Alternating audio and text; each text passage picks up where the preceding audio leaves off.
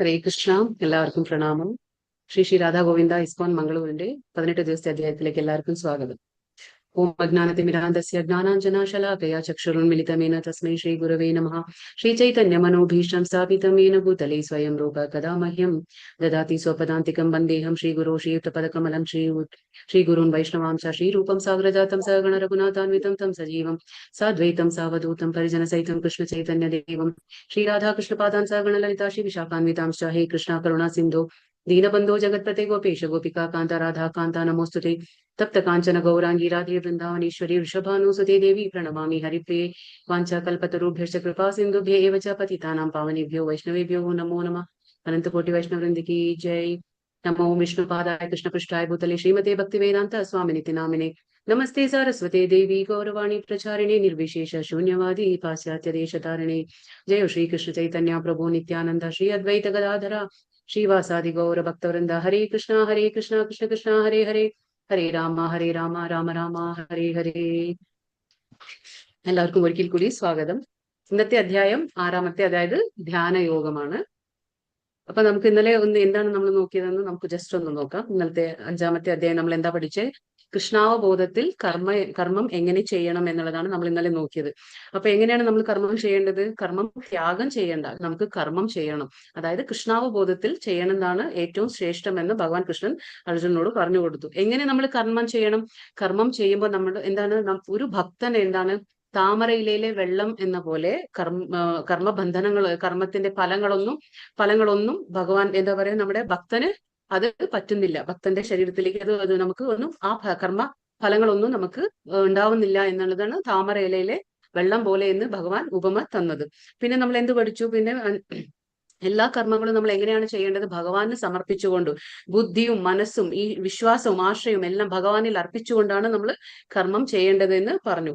പിന്നെ പണ്ഡിതൻ ആരാണെന്ന് നമ്മൾ ഇന്നലെ നോക്കി. അതായത് ആരാണ് പണ്ഡിതൻ? എല്ലാവരെയും, അതായത് ആന എന്നില്ല, നായ എന്നില്ല, ചാണ്ടാലനായാലും എല്ലാവരെയും ഒരേപോലെ നോക്കുന്നവൻ, അവരുടെ എന്താ പറയാ, എല്ലാവരിലും പരമാത്മാവ് ഉണ്ടെന്ന് നോക്കുന്നവനാണ് പണ്ഡിതൻ. പൂർണ്ണ ജ്ഞാനം അവൻ ഉണ്ടായിരിക്കും എന്നുള്ളത്. പിന്നെ ആത്മസാക്ഷാത്കാരം നേടിയ ഒരാളുടെ ലക്ഷണങ്ങൾ എന്തൊക്കെയാണ് നമ്മൾ ഇന്നലെ നോക്കി. അതായത് അവരെന്താ ആഹ്ലാദിക്കുന്നുമില്ല, അവര് എന്താ പറയാ, ആനന്ദം കിട്ടാതിരിക്കുമ്പോൾ അവര് ദുഃഖിക്കുന്നുമില്ല, അവർ ഒരേപോലെ സമചിത്തനായിട്ട് ഇരിക്കുമെന്ന് നമ്മൾ കണ്ടു. പിന്നെ 5 ഇന്ദ്രിയങ്ങൾ നമുക്ക് എങ്ങനെയാണ്, 5 ഇന്ദ്രിയങ്ങൾ നമ്മളെ എങ്ങനെയാണ് വഞ്ചിക്കുന്നത് എന്ന് നമ്മൾ മനസ്സിലാക്കി ഇന്നലെ. ഓരോ ഈയാമ്പാറ്റയുടെയും, മാനിന്റെ ഉദാഹരണമായിക്കോട്ടെ, വണ്ടിന്റെ ഉദാഹരണം, ആനയുടെ ഉദാഹരണം, ഇങ്ങനെ ഓരോന്നിന്റെ ഉദാഹരണം എടുത്ത് നമ്മൾ മനസ്സിലാക്കി എങ്ങനെയാണ് നമ്മളെ 5 ഇന്ദ്രിയങ്ങളും നമ്മളെ വഞ്ചിക്കുന്നത് എന്ന് നമ്മൾ മനസ്സിലാക്കി. പിന്നെ എന്താണ് ബ്രഹ്മനിർവാണം എന്താണെന്ന് മനസ്സിലാക്കി. അതായത് എന്താ, ഭൗതികതയിൽ നിന്ന് നമ്മൾ എവിടേക്കാണ് പോകുന്നത്? ഭൗതികതയിൽ നിന്ന് ആധ്യാത്മിക തലത്തിലേക്ക് നമ്മൾ ഉയരുന്നതാണ് ബ്രഹ്മനിർവാണം.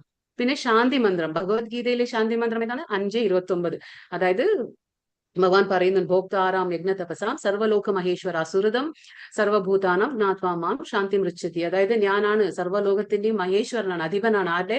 ദേവന്മാരുടെയും സർവ്വലോകങ്ങളുടെയും അധിപൻ ഞാനാണെന്ന് മനസ്സിലാക്കുന്നവരും, പിന്നെ എന്താ പറയാ, ജീവജാലങ്ങളുടെയും സുഹൃത്തും അഭ്യുദയകാംക്ഷിയുമായി ഞാനാണ് എന്ന് മനസ്സിലാക്കുന്നവന് ശാന്തി ലഭിക്കും എന്ന് ഇന്നലെ ഭഗവാൻ അവസാനമായിട്ട് ആ ശ്ലോകത്തിൽ പറഞ്ഞ് അവസാനിപ്പിച്ചു. ഇപ്പൊ നമുക്ക് ഇന്നത്തെ അധ്യായമാണ് ധ്യാനയോഗം. അപ്പൊ ധ്യാനയോഗത്തിന്റെ നമുക്ക് ക്വസ്റ്റ്യൻസ് ഒന്ന് ഞാൻ വേഗം വായിച്ചു പോവാം.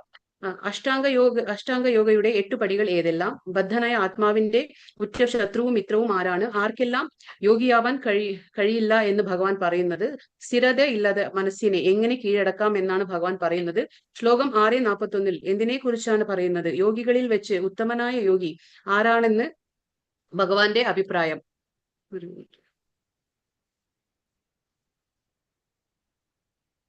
ആരാണെന്ന് ഭഗവാന്റെ അഭിപ്രായം പറയുന്നത്.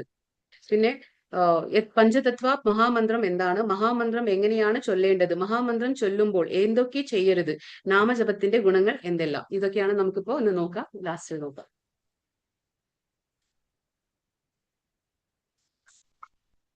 അപ്പൊ ഇന്നത്തെ അധ്യായം തുടങ്ങാം. നമുക്ക് 6-ാമത്തെ ധ്യാനയോഗമാണ്. ഈ ധ്യാനയോഗം എന്ന് പറയുന്നത്, ഇപ്പൊ നമുക്കറിയാം 3 യോഗത്തെ കുറിച്ച് നമ്മൾ സംസാരിച്ചു. അതായത് 18 അധ്യായങ്ങളുണ്ട് ഭഗവത്ഗീതയിൽ. ആദ്യത്തെ 6 അധ്യായം നമ്മൾ പറഞ്ഞു കർമ്മയോഗം. പിന്നെ 7-12 അധ്യായം നമ്മൾ എന്ത് പറഞ്ഞു? അത് ഭക്തിയോഗം. 13-18 അധ്യായം നമ്മൾ പറഞ്ഞു അത് ജ്ഞാനയോഗം. അപ്പൊ ഇത് കർമ്മയോഗത്തിന്റെ അവസാന അധ്യായമാണ് ധ്യാനയോഗം. അപ്പൊ നമുക്ക് നോക്കാം എന്താണ് പറയുന്നത് ഭഗവാൻ. ഗീതാ മഹാത്മ്യം, ഭഗവത്ഗീതയുടെ ഒരു അധ്യായം പാരായണം ചെയ്യുന്ന ഒരു മർത്യന്റെ 32 തരത്തിലുള്ള അപരാധങ്ങളെ ഭഗവാൻ കേശവൻ പൊറുക്കുന്നു. ഹരിഭക്തി വിലാസം ഇതിൽ പറയുന്നതാണ് ഭഗവാൻ എന്താ ചെയ്യുന്നത്, ഭഗവത്ഗീതയുടെ ഒരു അധ്യായം പോലും നമ്മൾ പാരായണം ചെയ്യുന്ന ഒരു വ്യക്തിയുടെ എന്താണ് 32 അപരാധങ്ങൾ പോലും ഭഗവാൻ കേശവൻ പൊറുക്കുന്നു എന്നാണ്. അപ്പൊ അത് എത്രത്തോളം നമുക്ക് ആ ഭഗവത്ഗീത അധ്യയനം ചെയ്യുമ്പോൾ നമുക്ക് അതിന്റെ ആ ഒരു മൂല്യമുണ്ടെന്നുള്ളത് നമുക്ക് മനസ്സിലാവാണ്. ഓം നമോ ഭഗവതേ വാസുദേവായ. ശ്ലോകം 1. ശ്രീ ഭഗവാനുവാച അനാശ്രിത കർമ്മ ഫലം കാര്യം കർമ്മ കരോതി യഃ സ സന്യാസി ച യോഗി ച ന നിരാശിർ ന ചാക്രിയഃ. ശ്രീ ഭഗവാൻ പറഞ്ഞു, കർമ്മത്തിന്റെ ഫലത്തിൽ ആസക്തിയോ ഇല്ലാതെ ധാർമ്മിക ബാധ്യത എന്ന നിലയിൽ കർമ്മം ചെയ്യുന്ന ആളാണ് സന്യാസി. അയാളാണ് യഥാർത്ഥ യോഗിയും അല്ലാതെ അഗ്നിഹോത്രം ഉപേക്ഷിച്ചവനോ കടമ നിർവഹിക്കാത്തവനോ അല്ല. ഭഗവാൻ പറയാണ് ഇവിടെ ആരാണ് യോഗി. ശരിക്കുള്ള യോഗി എന്താണ്, കർമ്മഫലത്തിൽ നമ്മൾ ആസക്തി ഇല്ലാതെ കർമ്മം ചെയ്യണം. അതെങ്ങനെ ചെയ്യണം, നമ്മുടെ ഒരു ധാർമ്മിക ബാധ്യത എന്നുള്ള നിലയിൽ ചെയ്യണം. ഇപ്പൊ അർജുനന്റെ ധാർമ്മിക ബാധ്യത എന്തായിരുന്നു, യുദ്ധം ചെയ്യുന്നത്. അതേപോലെ നമ്മൾ ഇന്നലെ പറഞ്ഞു 4 വർണ്ണങ്ങളെ കുറിച്ച് നമ്മൾ നേരത്തെ പറഞ്ഞിരുന്നു. എന്താ പറയാ, ബ്രാഹ്മണൻ, ക്ഷത്രിയ, വൈശ്യ, ശൂദ്ര. അപ്പൊ ഇങ്ങനെ 4 വർണ്ണങ്ങൾക്ക് ഓരോ ധർമ്മ ബാധ്യത ഉണ്ട്. അപ്പൊ അതനുസരിച്ച് അവര് കർമ്മം പ്രവർത്തിക്കണം, കർമ്മഫലത്തിൽ ആസക്തി ഇല്ലാതെ. അപ്പൊ അർജുനൻ ക്ഷത്രിയനായതുകൊണ്ട് അവന്റെ ധർമ്മമായിരുന്നു യുദ്ധം ചെയ്യുക എന്നുള്ളത്. അപ്പൊ ഒരു ബ്രാഹ്മണന് അവന്റെ ധാർമ്മിക എന്താ പറയാ ധാർമ്മിക ബാധ്യത ബ്രാഹ്മണനും ഉണ്ട്, അത് എല്ലാവർക്കും ഉണ്ട്. അപ്പൊ യഥാർത്ഥ യോഗി ആരാണെന്നാണ് ഭഗവാൻ ഇവിടെ പറയുന്നത്. അതായത് ധാർമ്മിക ഭാവത്തോടുകൂടി നമ്മൾ കർമ്മം ചെയ്യണം. അതല്ലാതെ നമ്മുടെ കർമ്മം എന്താണോ, ധർമ്മം എന്താണോ അത് നിർവഹിക്കാത്തവൻ, ഒരാൾ അതിൽ നിന്ന് ഒളിച്ചു ഓടുന്നവൻ അല്ല യോഗി. യോഗി എങ്ങനെയുള്ളവനാണ്, ധാർമ്മിക ബാധ്യത എന്ന് വിചാരിച്ച് കർമ്മഫലത്തിൽ ആസക്തിയില്ലാതെ ആ കർമ്മം ചെയ്യുന്നവനാണ് യോഗി എന്ന് പറയുന്നവൻ. ഒളിച്ചോട്ടമല്ല അതിന്റെ ഒരു പരിഹാരം. അപ്പൊ ഇവിടെ പറയുന്നത് അഗ്നിഹോത്രം, എന്താ പറയുന്നത്, അഗ്നിഹോത്രം ഉപേക്ഷിച്ചവനോ കടമ നിർവഹിക്കാത്തവനോ അല്ല. എന്നുവെച്ചാൽ ആരാണോ കടമ നിർവഹിക്കാത്തവൻ അവൻ യോഗിയല്ല. അഗ്നിഹോത്രം എന്ന് പറഞ്ഞാൽ ഇത് ബ്രാഹ്മണന്മാർ നമ്മൾ പറഞ്ഞു तो ബ്രഹ്മജാനാതി इधर का ബ്രഹ്മജാനാതി लाइट से एक ऑफ करो, तुम लोग इधर नहीं आ रहे। ബ്രഹ്മജാനാതി ഇതി ബ്രാഹ്മണം. ദയവായി മ്യൂട്ട് ചെയ്യൂ പ്ലീസ്. ബ്രഹ്മജാനാതി ഇതി ബ്രാഹ്മണ. ബ്രാഹ്മണൻ എന്ന് പറഞ്ഞാൽ എന്താ, ബ്രഹ്മജാനാതി, അതായത് ബ്രഹ്മജ്ഞാനം ആർജിച്ചവനാണ് ബ്രാഹ്മണൻ. അപ്പൊ ബ്രാഹ്മണൻ എന്ത് ചെയ്യും, അവൻ ജ്ഞാനം ആർജിച്ചത് അത് മറ്റുള്ളവർക്ക് പകർന്നു കൊടുക്കണം. അതാണ് ബ്രാഹ്മണൻ. അപ്പൊ ബ്രാഹ്മണൻ ഇവിടെ എന്താ ചെയ്യുന്നത്, ബ്രഹ്മജ്ഞാനം. ഇവിടെ എന്താ പറയുന്നത്, അഗ്നിഹോത്രം ഉപേക്ഷിച്ചവനോ. ബ്രാഹ്മണൻ എന്താണ് ധാർമ്മിക ബാധ്യത, ഈ അഗ്നിഹോത്രം എന്ന് പറഞ്ഞാൽ എന്താണ്, അതായത് പുരാതന വൈദിക യജ്ഞമാണ്. അതായത് ബ്രാഹ്മണൻ അനുഷ്ഠിക്കേണ്ട ഒരു ഹോമകർമ്മമാണ് അഗ്നിഹോത്ര എന്ന് പറയുന്നത്. അപ്പൊ അങ്ങനെയുള്ള ഒരു ബ്രാഹ്മണൻ അഗ്നിഹോത്രം ഉപേക്ഷിക്കുന്നത് അവന്റെ ധാർമ്മിക ബാധ്യത അല്ല. അപ്പൊ അദ്ദേഹം ഈ എന്താ പറയുക യജ്ഞകർമ്മങ്ങളും ഹോമകർമ്മങ്ങളും ഒക്കെ ചെയ്യേണ്ടത് അവന്റെ ധാർമ്മിക ബാധ്യതയാണ്. അതൊക്കെ ചെയ്യാതെ രക്ഷപ്പെടുന്നവനോ ഒളിച്ചോടുന്നവനോ അല്ല യോഗി എന്ന് ഭഗവാൻ പറയാണ്. ഇത് കണ്ടില്ലേ, ഇപ്പൊ ഈ ചിത്രത്തിൽ നമുക്ക് ഇതാണോ യോഗം എന്ന് ചോദിക്കുകയാണ് ഇവിടെ. ഇങ്ങനെ നമ്മുടെ ശാരീരികമായിട്ട് നമ്മൾ ഒരു സ്വന്തം ശരീരത്തിനെ ബുദ്ധിമുട്ടിച്ചുകൊണ്ട് അല്ലെങ്കിൽ നമ്മൾ അതിനെ ഉപദ്രവിച്ചുകൊണ്ട് നമുക്ക് എന്താ നേടാനുള്ളത്, ഇതിൽ ഒന്നും നേടാനില്ല. കണ്ടില്ലേ, ഇപ്പൊ തല മണ്ണിൽ കുഴിച്ചു വെച്ചിരിക്കുന്നു. ഇതൊക്കെ ശാരീരികമായിട്ടുള്ള ബുദ്ധിമുട്ടുകളാണ് നമ്മുടെ. ഇതാണോ യോഗ എന്ന് വീണ്ടും ചോദിക്കുകയാണ്. ഇത് കണ്ടില്ലേ, ഇപ്പൊ നമ്മൾ ഇതിലൊക്കെ എന്താ കാണാൻ കഴിയുന്നത്, ഒരുപാട് ബുദ്ധിമുട്ടുണ്ട് ഇതിൽ. ഇപ്പൊ ശാരീരികമായിട്ട് നമ്മൾ ബുദ്ധിമുട്ടാണ്. യോഗ എന്ന് പറയുന്നത് വേറെ തന്നെയാണ്. കണ്ടില്ലേ, ഇതൊക്കെയാണ് ഇന്നത്തെ യോഗ എന്ന് പറയുന്നത് ഇതാണ് ഇന്നത്തെ. പക്ഷെ ഭഗവാന്റെ ഉദ്ദേശം ഇതൊന്നുമല്ല. ഭഗവാൻ ഭക്തിയോഗ, കർമ്മയോഗ, ജ്ഞാനയോഗ എന്ന് പറയുമ്പോൾ ആ യോഗത്തിന്റെ അർത്ഥം വേറെയാണ്. ഇതൊന്നും അല്ല യോഗം. ഇതാണ് കാണിക്കുന്നത്. എന്താണ് യോഗ? അപ്പൊ ശരിക്കുള്ള യോഗ എന്താണ്? ദൈവവുമായി ബന്ധിപ്പിക്കുന്നു. ഉദാഹരണ കർമ്മയോഗ, ജ്ഞാനയോഗ, അഷ്ടാംഗയോഗ, ഭക്തിയോഗ. അതായത് കർമ്മയോഗം എന്ന് പറഞ്ഞാൽ നമ്മൾ കർമ്മത്തിലൂടെ ഭഗവാനെ ദൈവവുമായി ബന്ധിപ്പിക്കും. ജീവാത്മാവ് നമ്മൾ ഭഗവാന്റെ ഒരു അംശം എന്ന് നമ്മൾ പറഞ്ഞു നേരത്തെ തന്നെ. അപ്പൊ അംശമാകുമ്പോൾ നമുക്ക് എന്താണ് ചെയ്യേണ്ടത്, ഭഗവാനായിട്ടുള്ള നമ്മുടെ ബന്ധം എന്താണെന്ന് മനസ്സിലാക്കിക്കൊണ്ട് ഏതെങ്കിലും ഒരു കർമ്മത്തിൽ ഏർപ്പെട്ട് നമ്മൾ ഭഗവാനെ പ്രാപിക്കാൻ, അതായത് തിരിച്ച് നമ്മൾ ഭഗവാന്റെ ധാമത്തിലേക്ക്, അതായത് ഗോലോക വൃന്ദാവനം എന്ന് നമ്മൾ പറഞ്ഞു, ആ ഭഗവാന്റെ ധാമത്തിലേക്ക് നമ്മൾ എത്തണം. എങ്ങനെ എത്തും? ഏതെങ്കിലും വഴിയിലൂടെ നമുക്ക് എത്താം. അതായത് കർമ്മയോഗത്തിലൂടെയോ ജ്ഞാനയോഗത്തിലൂടെ, അഷ്ടാംഗയോഗത്തിലൂടെ, ഭക്തിയോഗത്തില്. പക്ഷെ ഏറ്റവും ഉത്തമം ഭക്തിയോഗമാണ്. കാരണം അത് എളുപ്പത്തിൽ നമുക്ക് കലിയുഗത്തിൽ ചെയ്യാൻ പറ്റാവുന്നത് എളുപ്പമാണ് ഭക്തിയോഗം. അതായത് ഭക്തിയോഗം എന്ന് പറഞ്ഞ വേറൊന്നുമല്ല, ബുദ്ധിയോഗം എന്നും കൂടി നമ്മൾ പറയും. ഭഗവാന്റെ കാര്യത്തിൽ നമ്മൾ ഒരു ഗുരുവിൽ നിന്നും ജ്ഞാനം ആർജിച്ചുകൊണ്ട് നമ്മൾ എന്ത് ചെയ്യും, ആ ഭക്തിക്ക് എന്താണ്, ഭക്തിയിൽ എങ്ങനെയാണ് നമ്മൾ മുന്നിലേക്ക് പോകേണ്ടത് ഭഗവാനെ പ്രാപിക്കാൻ എന്ന് മനസ്സിലാക്കിക്കൊണ്ട് നമ്മൾ ഭക്തിയോഗത്തിൽ മുന്നേറുന്നു. അതാണ് ഭക്തിയോഗം. ഇതൊക്കെയാണ് ശരിക്കുള്ള യോഗ. അല്ലാണ്ട് നമ്മൾ നേരത്തെ കണ്ടതല്ല. ഇപ്പൊ ഇത് അഷ്ടാംഗ യോഗ. അഷ്ടാംഗ യോഗ എന്ന് പറയുമ്പോൾ അഷ്ട എന്ന് പറഞ്ഞാൽ 8, അതായത് നമ്പർ 8ആണ്. അഷ്ട എന്ന് പറഞ്ഞാൽ 8, അംഗ എന്ന് പറഞ്ഞാൽ അതിന്റെ എന്താ പറയാ അംഗങ്ങൾ, എന്താ പറയാ 8 അംഗങ്ങളുള്ള യോഗമാണ്. എന്താണ് ഇത് അഷ്ടാംഗ യോഗം എന്ന് പറഞ്ഞാൽ 8 പടവകളുണ്ട്. 8 പടവകൾ, അല്ലെങ്കിൽ നമ്മൾ എന്താ പറയുക 8 സ്റ്റെപ്സ് എന്ന് പറയും. 8 സ്റ്റെപ്സും കൂടി പറയും. അതായത് ഇത് യമ, നിയമ, ആസന, പ്രാണായാമ, പ്രത്യാഹാര, ധാരണ, ധ്യാന, സമാധി എന്നിങ്ങനെ 8 സ്റ്റെപ്പുകൾ ഉള്ളതാണ് ഈ അഷ്ടാംഗ യോഗ. അപ്പൊ ഈ അഷ്ടാംഗ യോഗം എന്ന് പറഞ്ഞാൽ ഇത് നമ്മൾ ആരാ ചെയ്യുന്ന അറിയോ? ഇപ്പൊ നമ്മളിപ്പോ നേരത്തെ പറഞ്ഞു ബ്രഹ്മൻ, പരമാത്മാവ്, എന്താ പറയാ ഭഗവാൻ. അത് 3 തരത്തിൽ നമുക്ക് ഭഗവാനെ 3 രീതികളിൽ 3 ഭാവങ്ങളിൽ നമുക്ക് ഭഗവാനെ മനസ്സിലാക്കാൻ കഴിയും. എങ്ങനെ മനസ്സിലാക്കാൻ കഴിയും 3 ഭാവങ്ങളിൽ? അത് ആദ്യത്തെ ഭാവം നമ്മൾ പറഞ്ഞു എന്താ പറയാ ബ്രഹ്മ തേജസ്, അതായത് ഭഗവാന്റെ ശരീരത്തിൽ നിന്ന് വരുന്ന ആ വെളിച്ചത്തെ ബ്രഹ്മ തേജസ് എന്ന് പറയും.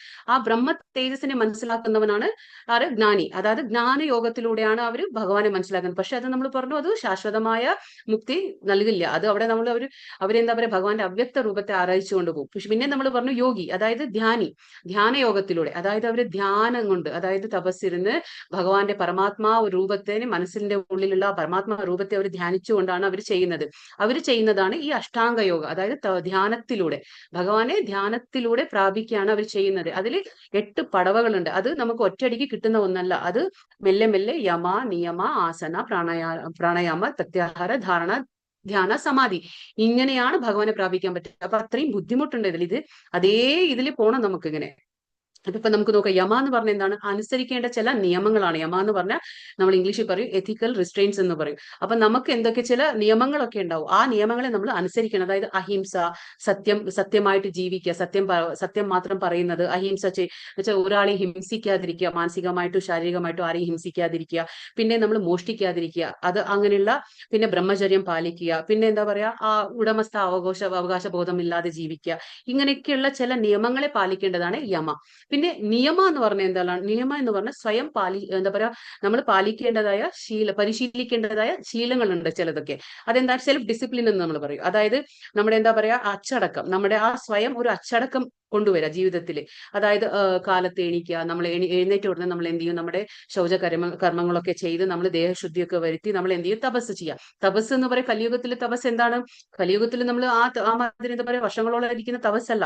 കലിയുഗത്തിലെ തപസ് എന്ന് പറയുന്നത് എന്താണ്? നമ്മുടെ ഇഷ്ടങ്ങളെ ഭഗവാന് വേണ്ടി നമ്മൾ ത്യജിക്കുമല്ലോ. അത് ഭക്തി സേവനത്തിന് എന്താണോ വേണ്ടത് അത് നമുക്ക് എന്താ ചെയ്യേണ്ടത്? നമുക്ക് ചിലപ്പോൾ അത് നമുക്ക് ഇഷ്ടമായിരിക്കും, ചിലപ്പോൾ ഭഗവാൻ പറഞ്ഞിട്ടുണ്ടാവും ഇത് പാടില്ല എന്ന്.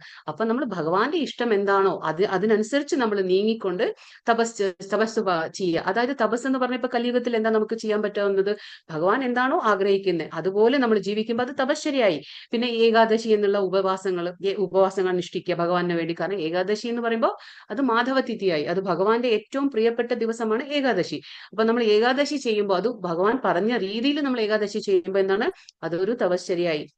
പിന്നെ സ്വാധ്യായ എന്ന് പറയും. നിയമത്തിൽ വരുന്നതാണ് ഇതൊക്കെ. അതായത് നമ്മൾ പരിശീലിക്കേണ്ട ചില ശീലങ്ങളാണ്. സ്വാധ്യായം എന്ന് പറഞ്ഞാൽ എന്താണ്?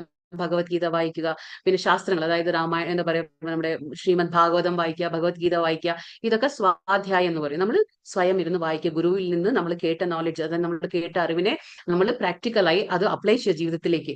പിന്നെ എന്താ? നമ്മൾ ശരണാഗതി, അതായത് നമ്മൾ ഭഗവാനെ ശരണം പ്രാപിക്കുക. എല്ലാം മനസ്സുകൊണ്ടും വിശ്വാസം കൊണ്ടും ബുദ്ധി കൊണ്ടും ഭഗവാനിൽ അർപ്പിച്ചുകൊണ്ട് നമ്മൾ പൂർണ്ണമായ ശരണാഗതി ഭഗവാനിൽ പ്രാപിക്കുക. ഇതൊക്കെ തന്നെയാണ് നമ്മൾ പരിശീലിക്കേണ്ട ചില ശീലങ്ങൾ, അതായത് നിയമങ്ങൾ എന്ന് പറയും. യമ എന്ന് പറഞ്ഞ ചില അനുസരിക്കേണ്ട നിയമങ്ങളാണ്. ഇത് പരിശീലിക്കേണ്ട ചില ശീലങ്ങളാണ് നിയമ. ആസന എന്ന് പറഞ്ഞാൽ നമ്മൾ പോസ്ചർ എന്ന് ഇംഗ്ലീഷിൽ പറയും. അതായത് നമ്മളിപ്പോ യോഗാസനൊക്കെ ചെയ്യുമ്പോൾ നമ്മൾ കണ്ടിട്ടുണ്ടല്ലോ പല രീതിയിലുള്ള നമ്മുടെ ബോഡിയുടെ ഇരിപ്പാണ്. ആ ഇരിപ്പ് അത് ശരീരത്തിന്റെ ഇരിപ്പ്, അതല്ലെങ്കിൽ ശരീരത്തിന്റെ ഭാഷ എന്ന് നമ്മൾ പറയും. അതാണ് പോസ്ചർ എന്ന് പറയുന്നത്. പിന്നെ പ്രാണായാമം എന്ന് പറഞ്ഞാൽ എന്താണ്? ബ്രെത്ത് കൺട്രോൾ, അതായത് നമ്മുടെ ശ്വാസത്തിന്റെ കൺട്രോൾ, അതായത് നിയന്ത്രിക്കലാണ് ശ്വാസത്തിനെ. എങ്ങനെ നമ്മൾ ശ്വാസം എടുക്കുന്നതാവട്ടെ, ശ്വാസം നിലനിർത്തി കുറച്ചു നേരം നിർത്തി പിന്നെ നമ്മൾ അതിനെ വിടുന്നത്, അങ്ങനെ പൂരക്ക രേച്ചക്ക എന്നുള്ള കുറെ സ്റ്റെപ്സ് ഉണ്ട്. അപ്പൊ ഇതാണ് പ്രാണായാമ. അപ്പൊ പ്രാണായാമം കഴിഞ്ഞ അടുത്തത് എന്താണ്? ഈ പ്രാണായാമം ചെയ്യുമ്പോൾ എന്താ സംഭവിക്കുന്നത് വെച്ചാൽ നമ്മുടെ ശരീരവും മനസ്സും ശുദ്ധീകരിക്കപ്പെടും. പ്രാണായാമം കഴിഞ്ഞ അടുത്ത സ്റ്റെപ്പ് എന്താണ്? പ്രത്യാഹാര. അതിനെ ഇംഗ്ലീഷിൽ പറയും വിത്ഡ്രോവൽ ഓഫ് സെൻസസ് എന്ന്. പക്ഷെ മലയാളത്തിൽ നമ്മൾ എന്താ പറയണത്? നമ്മുടെ എല്ലാ ഇന്ദ്രിയങ്ങളെ നമ്മൾ നേരത്തെ പഠിച്ചിട്ടുണ്ട്. എങ്ങനെയാണ് നമ്മൾ ഒരു സ്ഥിതപ്രജ്ഞനാവുന്ന നമ്മുടെ ഇന്ദ്രിയങ്ങളെ അവയുടെ വിഷയങ്ങളിൽ നിന്ന് നമ്മൾ പിൻവലിക്കണം. ആ ഇന്ദ്രിയ വിഷയങ്ങളുണ്ട്, ആ ഇന്ദ്രിയ വിഷയങ്ങളിൽ നിന്ന് നമ്മുടെ ഇന്ദ്രിയങ്ങളെ പിൻവലിക്കുന്നതാണ് പ്രത്യാഹാര എന്ന് പറയും. പിൻവലിക്കാൻ മാത്രം പോരാ, പിൻവലിച്ച് നമ്മൾ അതിനെ വേറെ ഒരു ഉത്തമമായ രീതിയിൽ ഏർപ്പെടുത്തണം. എങ്കിലേ ഇന്ദ്രിയങ്ങൾ വെറുതെ ഇരിക്കാൻ കഴിയുള്ളൂ. അല്ലെങ്കിൽ ഇന്ദ്രിയങ്ങൾക്ക് ഒരിക്കലും വെറുതെ ഇരിക്കാൻ കഴിയില്ല. ഇന്ദ്രിയങ്ങൾ പ്രവർത്തിച്ചുകൊണ്ടേയിരിക്കും. അപ്പൊ പ്രത്യാഹാരം എന്ന് പറഞ്ഞാൽ ചുമ്മാ നമ്മൾ വെറുതെ ഇന്ദ്രിയങ്ങളെ നമ്മൾ പിൻവലിച്ചിട്ട് എന്താണ് ഇന്ദ്രിയങ്ങൾ വെറുതെ ഇരിക്കുമോ? വെറുതെ ഇരിക്കില്ല. പക്ഷെ അതിനെ ഉത്തമമായ, അതായത് ഹയർ ടേസ്റ്റ് എന്ന് പറയും, ഉത്തമമായ പരം ദുഷ്ട്വാ നിവർത്തത്തെ, ഉത്തമമായ എന്തിലെങ്കിലും നമ്മൾ ഏർപ്പെടുത്തണം. ആ ഉത്തമമായത് എന്താണ്? ഭഗവാന്റെ ഭക്തി. അതായത് ഭഗവാന്റെ ഭഗവത് സേവനത്തിൽ നമ്മൾ ആ ഇന്ദ്രിയങ്ങളെ ഏർപ്പെടുത്തുമ്പോൾ എന്താണ്? പിൻവലിച്ചതിൽ ഒരു അർത്ഥമുണ്ടാവും. അപ്പൊ ഇന്ദ്രിയങ്ങളുടെ വിഷയത്തിൽ നിന്ന് പിൻവലിക്കുന്നതാണ് പ്രത്യാഹാര. എന്നിട്ട് പറഞ്ഞു ധാരണ. ധാരണ എന്ന് പറഞ്ഞാൽ ഫോക്കസ്ഡ് കോൺസെൻട്രേഷൻ എന്ന് നമ്മൾ പറയാം. അതായത് മനസ്സിനെ കേന്ദ്രീകരിക്കുക. ഒരു പർട്ടിക്കുലർ ഒരു പോയിന്റിൽ നമ്മളത് മനസ്സിനെ ഇങ്ങനെ കേന്ദ്രീകരിച്ചു. ഇപ്പൊ നമ്മൾ പറഞ്ഞു അഷ്ടാംഗയോഗികൾ എന്താ ചെയ്യുന്നത്? അവര് മനസ്സിനെ എങ്ങനെയാ കേന്ദ്രീകരിക്കുന്നത്? ഉള്ളിലുള്ള പരമാത്മാ രൂപത്തെ ധ്യാനിച്ചുകൊണ്ടാണ് അവർ കേന്ദ്രീകരിക്കുന്നത് മനസ്സിനെ. അപ്പൊ ആ ഫോക്കസ് അത് നമുക്ക് കലികാലത്തിൽ വളരെ കഷ്ടമാണ്. നമുക്ക് ഒരു 5 മിനിറ്റ് ഇരുന്ന് പോലും മെഡിറ്റേഷൻ ചെയ്യാൻ പറ്റില്ല. കാരണം നമ്മുടെ മനസ്സ് ചഞ്ചലമാണ്, അതിങ്ങനെ അങ്ങോട്ടും ഇങ്ങോട്ടും ഓടിക്കൊണ്ടിരിക്കും. അപ്പോൾ നമുക്ക് മനസ്സിനെ കേന്ദ്രീകരിക്കാൻ വളരെ ബുദ്ധിമുട്ടാണ്. ഇത് ധാരണ എന്ന് പറയുന്നത് മനസ്സിനെ കേന്ദ്രീകരിക്കുന്നതാണ് ധാരണ എന്ന് പറഞ്ഞു. പിന്നെ ധ്യാനം എന്ന് പറഞ്ഞാൽ എല്ലാവർക്കും അറിയാം, മെഡിറ്റേഷൻ. അതായത് നമ്മൾ ധ്യാനം ചെയ്യാന്ന് പറയില്ലേ, മെഡിറ്റേഷൻ ചെയ്യുക. അത് 5 മിനിറ്റ് ആയിക്കോട്ടെ, അത് 10 മിനിറ്റ് ആയിക്കോട്ടെ, ആ മെഡിറ്റേഷൻ ചെയ്യുമ്പോൾ നമ്മുടെ മനസ്സ് ഒരു കാമായിട്ട്, അതൊന്നും എന്താ പറയാ, അത് ഒരു എന്താ പറയാ, ഒരു ശാന്തമായി വരും. അത് ആ ധ്യാനത്തിലൂടെയാണ് ശാന്തമാവുക. അപ്പൊ ആ എന്താ പറയാ, ധ്യാനം എന്ന് പറയുന്നത് ഏകാഗ്ര. ഇപ്പൊ നമ്മൾ പറഞ്ഞു എന്താ പറയാ, ധാരണ എന്താണ്? നമ്മൾ ഏകാഗ്ര ചിത്തയോടെ നമ്മൾ ഒരു കേന്ദ്രീകരിക്കുക മനസ്സിനെ. അതേ ധ്യാനത്തിലൂടെ നമ്മൾ എന്താ ചെയ്യുന്നത്? അത് വീണ്ടും കണ്ടിന്യൂഡ് കോൺസെൻട്രേഷൻ എന്ന് പറയും. നമ്മൾ അത് വീണ്ടും തുടർന്ന് കൊണ്ടുപോകുക. ആ ഏകാഗ്രത ചിത്തമായ മനസ്സിനെ വീണ്ടും തുടർന്ന് കൊണ്ടുപോകുന്നതിനാണ് നമ്മൾ ധ്യാനം എന്ന് പറയും. പിന്നീട് ലാസ്റ്റ് ഉള്ളത് സമാധി. ഇത് ലാസ്റ്റ് ആണ്. അതായത് എന്താ പറയാ, അത് ആത്യന്തികമായ ഒരു വിമോചന ഘട്ടം എന്ന് പറയും. നമ്മൾ വിമോചന ഘട്ടം എന്ന് പറഞ്ഞാൽ ശരീരം ഇല്ലാണ്ടാവുന്നില്ല. നമ്മൾ ആ സമാധിയിൽ എത്തുമ്പോൾ ഒരാൾ എന്താ ആവുന്നതെന്ന് വെച്ചാല് ഭൗതികതയിൽ നിന്ന് അദ്ദേഹം വിമോചിതനായിട്ടുണ്ടാവും. അതായത് പരമ ലക്ഷ്യമാണ്. ഈ അഷ്ടാംഗ യോഗത്തിന്റെ ലാസ്റ്റ് ആണ് അത് സ്റ്റേജ്, സമാധി ലാസ്റ്റ്. അതായത് ആത്യന്തികമായ ഒരു അവസാനത്തെ ഘട്ടമാണ് അത് സമാധി എന്ന് പറയുന്നത്. സമാധി സ്റ്റേജിൽ അവരെന്താ? വിമോചന ഘട്ടത്തിലാണ് അവർ. അപ്പൊ എങ്ങനെയാന്ന് വെച്ചാൽ ആ ഒരു യോഗി കണ്ണ് തുറന്നാലും കണ്ണടച്ചാലും ഒരേ വികാരം തന്നെ, ഒന്നുമേ ഉണ്ടാവില്ല. അവരിപ്പോ കണ്ണടച്ച് മാത്രം യോഗം ചെയ്യുന്നില്ല, ധ്യാനം ചെയ്യുന്നില്ല. പക്ഷെ അവർ നേരെ മറിച്ച് കണ്ണ് തുറന്നാലും ഈ ഭൗതികതയിലുള്ള എല്ലാം കാണുമ്പോഴും അവർക്ക് യാതൊരു പ്രചോദനം ഒന്നും ഉണ്ടാവില്ല. അവർക്ക് ഒരു ആസക്തി ആവട്ടെ, ഒന്നും അതിൽ വിരക്തി ആവട്ടെ, ഒന്നുമേ ഇല്ലാത്ത ഒരു അവസ്ഥയുണ്ടല്ലോ, അതാണ് നമ്മൾ സമാധി എന്ന് പറയുമ്പോൾ. അവരൊരു പ്രത്യേക ഫീലിംഗ് അതിൽ അനുഭവിച്ചുകൊണ്ടിരിക്കും. അതെന്താ പറയാ, സമാധി എന്ന് പറഞ്ഞ ലാസ്റ്റ് സ്റ്റേജ് ആണ്, ഈ അഷ്ടാംഗ യോഗത്തിന്റെ ലാസ്റ്റ് സ്റ്റേജ്. ഒരു അതീന്ദ്രിയമായിട്ടുള്ള ഒരു സുഖം അവർ അനുഭവിക്കാൻ കഴിയും. ശരീരം എന്താ പറയാ, ഭൗതിക പ്രപഞ്ചത്തിൽ തന്നെ. പക്ഷെ എങ്കിലും കൂടിയിട്ട് സമാധി സ്റ്റേജിലേക്ക് എത്തുമ്പോഴത്തേക്കും അവർക്ക് ആ ഒരു എന്താ പറയുക, അതീന്ദ്രിയമായിട്ടുള്ള ഒരു സുഖം അനുഭവിക്കാൻ അവർക്ക് ആ പ്രത്യേക ഒരു അനുഭൂതി അവർക്ക് ലഭിച്ചുകൊണ്ടിരിക്കും. അപ്പൊ ഇപ്പൊ എന്താ പറഞ്ഞത്? നമ്മൾ യമ നിയമ ആസന. യമ എന്ന് പറഞ്ഞ എന്താണ്? നമ്മൾ പറഞ്ഞ ചില നിയമങ്ങൾ നമ്മൾ അനുസരിക്കേണ്ടതുണ്ട്, അതാണ് യമ. നിയമ എന്ന് പറയുമ്പോൾ നമ്മൾ നമ്മൾ പരിശീലിക്കേണ്ട ചില എന്താ പറയുക ശീലങ്ങളാണ്. പിന്നെ ആസന എന്ന് പറഞ്ഞാൽ നമ്മൾ ശരീരത്തിന്റെ ആ ഭാഷ, ശരീരം എങ്ങനെ ഇരിക്കണം നമ്മൾ എന്നുള്ളത്. പിന്നെ പ്രാണായാമ, നമ്മുടെ ശ്വാസത്തിന്റെ ആ നിയന്ത്രിക്കല്. പിന്നെ പ്രത്യാഹാരം എന്ന് പറഞ്ഞാൽ ഇന്ദ്രിയങ്ങളെ നമ്മൾ പിൻവലിക്കുക, ഭഗവാനിൽ അർപ്പിക്കുക. പിന്നെ ധാരണ നമ്മൾ പറഞ്ഞു, അത് ഒരു ഫോക്കസ്ഡ് കോൺസെൻട്രേഷൻ എന്ന് പറഞ്ഞു, നമ്മൾ ആ കേന്ദ്രീകരിക്കുക മനസ്സിനെ. ധ്യാനം എന്ന് പറഞ്ഞാൽ അത് തുടർന്ന് വീണ്ടും ആ കേന്ദ്രീകൃതമായ മനസ്സിനെ വീണ്ടും തുടർന്ന് കൊണ്ടുപോവുക. അവസാനം അത് എവിടെ എത്തും? സമാധിയിലേക്ക് എത്തും. സമാധി എന്ന് പറഞ്ഞാൽ ഒരു വിമോചന ഘട്ടമാണ്. ഈ ഭൗതിക ശരീരത്തില്, ഭൗതിക പ്രപഞ്ചത്തിൽ ഇരുന്നു കൊണ്ടേ നമ്മൾ ഒരു വിമോചന ഘട്ടത്തിലേക്ക് എത്തും. പക്ഷെ കലിയുഗത്തിൽ ഇത് വളരെ ബുദ്ധിമുട്ടായിട്ടുള്ള കാര്യമാണ്, അഷ്ടാംഗ യോഗം. ഇതാണ് നമ്മൾ പറഞ്ഞില്ലേ, രണ്ടാമത്തെ ആ യോഗി, അതായത് അഷ്ടാംഗ യോഗി, പരമാത്മാഭാവത്തെ അവർ ധ്യാനിച്ചുകൊണ്ട് ഇങ്ങനെ ധ്യാനത്തിലൂടെ അവരിയ്ക്കും. ഇത് ഇമ്പോർട്ടന്റ് ആയിട്ടുള്ള ശ്ലോകമാണ്. ഉദ്ധരേതാത്മനാത്മാനം നാത്മാനാം അവസാദയേത് ആത്മൈവ ഹി ആത്മനോർബന്ധു ആത്മൈവ റിപുരാത്മനഃ. മനുഷ്യൻ മനസ്സിന്റെ സഹായത്തോടെ സ്വയം ഉദ്ധരിക്കണം, പതിക്കരുത്. ബദ്ധനായ ആത്മാവിന് തന്റെ മനസ്സത്രേ ബന്ധു, അത് തന്നെയാണ് ശത്രുവും. അപ്പൊ ഇവിടെ എന്താ പറയുന്നേ? ഉദ്ധരേത് ആത്മനാത്മാനം എന്ന് വെച്ചാൽ നമ്മുടെ മനസ്സിനെ കൊണ്ട് നമ്മൾ ഉദ്ധരിക്കപ്പെടണം, അല്ലാതെ നമ്മൾ അധപതിക്കരുത്. മനസ്സ് രണ്ടുമാണ്. മനസ്സ് നമുക്ക് എന്താ പറയാ, നമ്മൾ മനസ്സിനെ എങ്ങനെ വെക്കുന്നോ അതിനനുസരിച്ചായിരിക്കും നമ്മുടെ പെരുമാറ്റം. 3 ഗുണങ്ങളുണ്ട്. അപ്പൊ ആ 3 ഗുണത്തിൽ ഏതെങ്കിലും ഒരു ഗുണത്തിൽ നമ്മൾ പെടും. അപ്പൊ മനസ്സിനെ കൊണ്ട് നമ്മൾ ഉദ്ധരിക്കാനാണ് ശ്രമിക്കേണ്ടത്, അല്ലാണ്ട് ആ മനസ്സിനെ കൊണ്ട് നമ്മൾ അധപതിക്കരുതെന്നാണ് പറഞ്ഞത്. അപ്പൊ ഇത് ഈ ചിത്രത്തിലൂടെ നമുക്ക് കാണാം. മനസ്സ് തന്നെയാണ് ഉറ്റ സുഹൃത്തും ശത്രുവും. അതേ ഒരു മനസ്സാണ്, നമ്മുടെ ഒരു അവസ്ഥയാണ് ഇത്. നമ്മൾ പറയില്ല ഇപ്പൊ ഒരു വ്യക്തി നല്ലവനും ഒരു വ്യക്തി ചീത്തയും നമ്മൾ പറയുന്നത് എങ്ങനെ, അത് ആ വ്യക്തിത്വമാണ്, അതെന്തായാലും മനസ്സുകൊണ്ടാണ്. കാരണം അവര് ആ മൂന്ന് ഭൗതിക ഗുണങ്ങളായ ആ മൂന്ന് ഗുണങ്ങളിലെ കൂടെ ഇടപെട്ടിട്ട് അവര് അങ്ങനെ ആയി പോകുന്നതാണ്. അവരുടെ മനസ്സിനെ നിയന്ത്രിക്കാൻ പറ്റാതെ അവര് എന്താ പറയാ, ചീത്ത സ്വഭാവക്കാരും നല്ല സ്വഭാവക്കാരൊക്കെ എങ്ങനെ സംഭവിക്കുന്ന ആ മനസ്സാണ്. ചിലപ്പോൾ നമ്മൾ ഈ തോൽവി ജയം ഇതൊക്കെ എങ്ങനെയാണ്, ഇതൊക്കെ ദ്വന്ദ്വങ്ങളാണ്. പക്ഷെ എങ്കിലും ഈ മനസ്സിനെ നമ്മൾ എങ്ങനെ വെക്കുന്നു അതനുസരിച്ചായിരിക്കും നമ്മുടെ എന്താ പറയുക ജീവിത രീതികൾ പോകുന്നത്. അതുകൊണ്ട് നമ്മൾ മനസ്സിനെ ശത്രുവായിട്ട് വെക്കരുത്, മനസ്സിനെ മിത്രമായിട്ട് വെക്കണം. അല്ലെങ്കിൽ അത് ഒന്നും തന്നെ അവസ്ഥ മാത്രം മാറാണ് അവിടെ. ഒരേ വ്യക്തിയിൽ രണ്ട് അവസ്ഥകൾ, ശത്രുവും മനസ്സ് തന്നെ ആവുന്നു. നമുക്ക് പുറത്തുള്ള ശത്രുക്കളൊന്നും വേണ്ട നമ്മളെ വഴിതെറ്റിക്കാൻ, നമ്മുടെ മനസ്സ് തന്നെ മതി. കാരണം നമ്മുടെ മനസ്സ് നിയന്ത്രിതമല്ലെങ്കിൽ നമുക്ക് നമ്മുടെ കൺട്രോൾ ചെയ്യാൻ പറ്റില്ല എന്നുള്ളതാണ് കാണിക്കുന്നത്.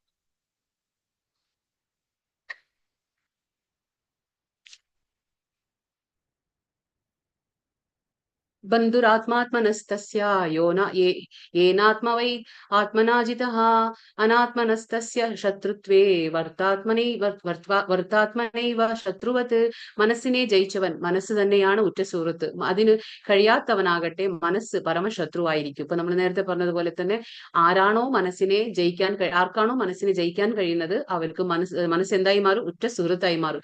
അതിന് കഴിയാത്തവനാകട്ടെ മനസ്സ് ശത്രുവായിട്ടും തീരും.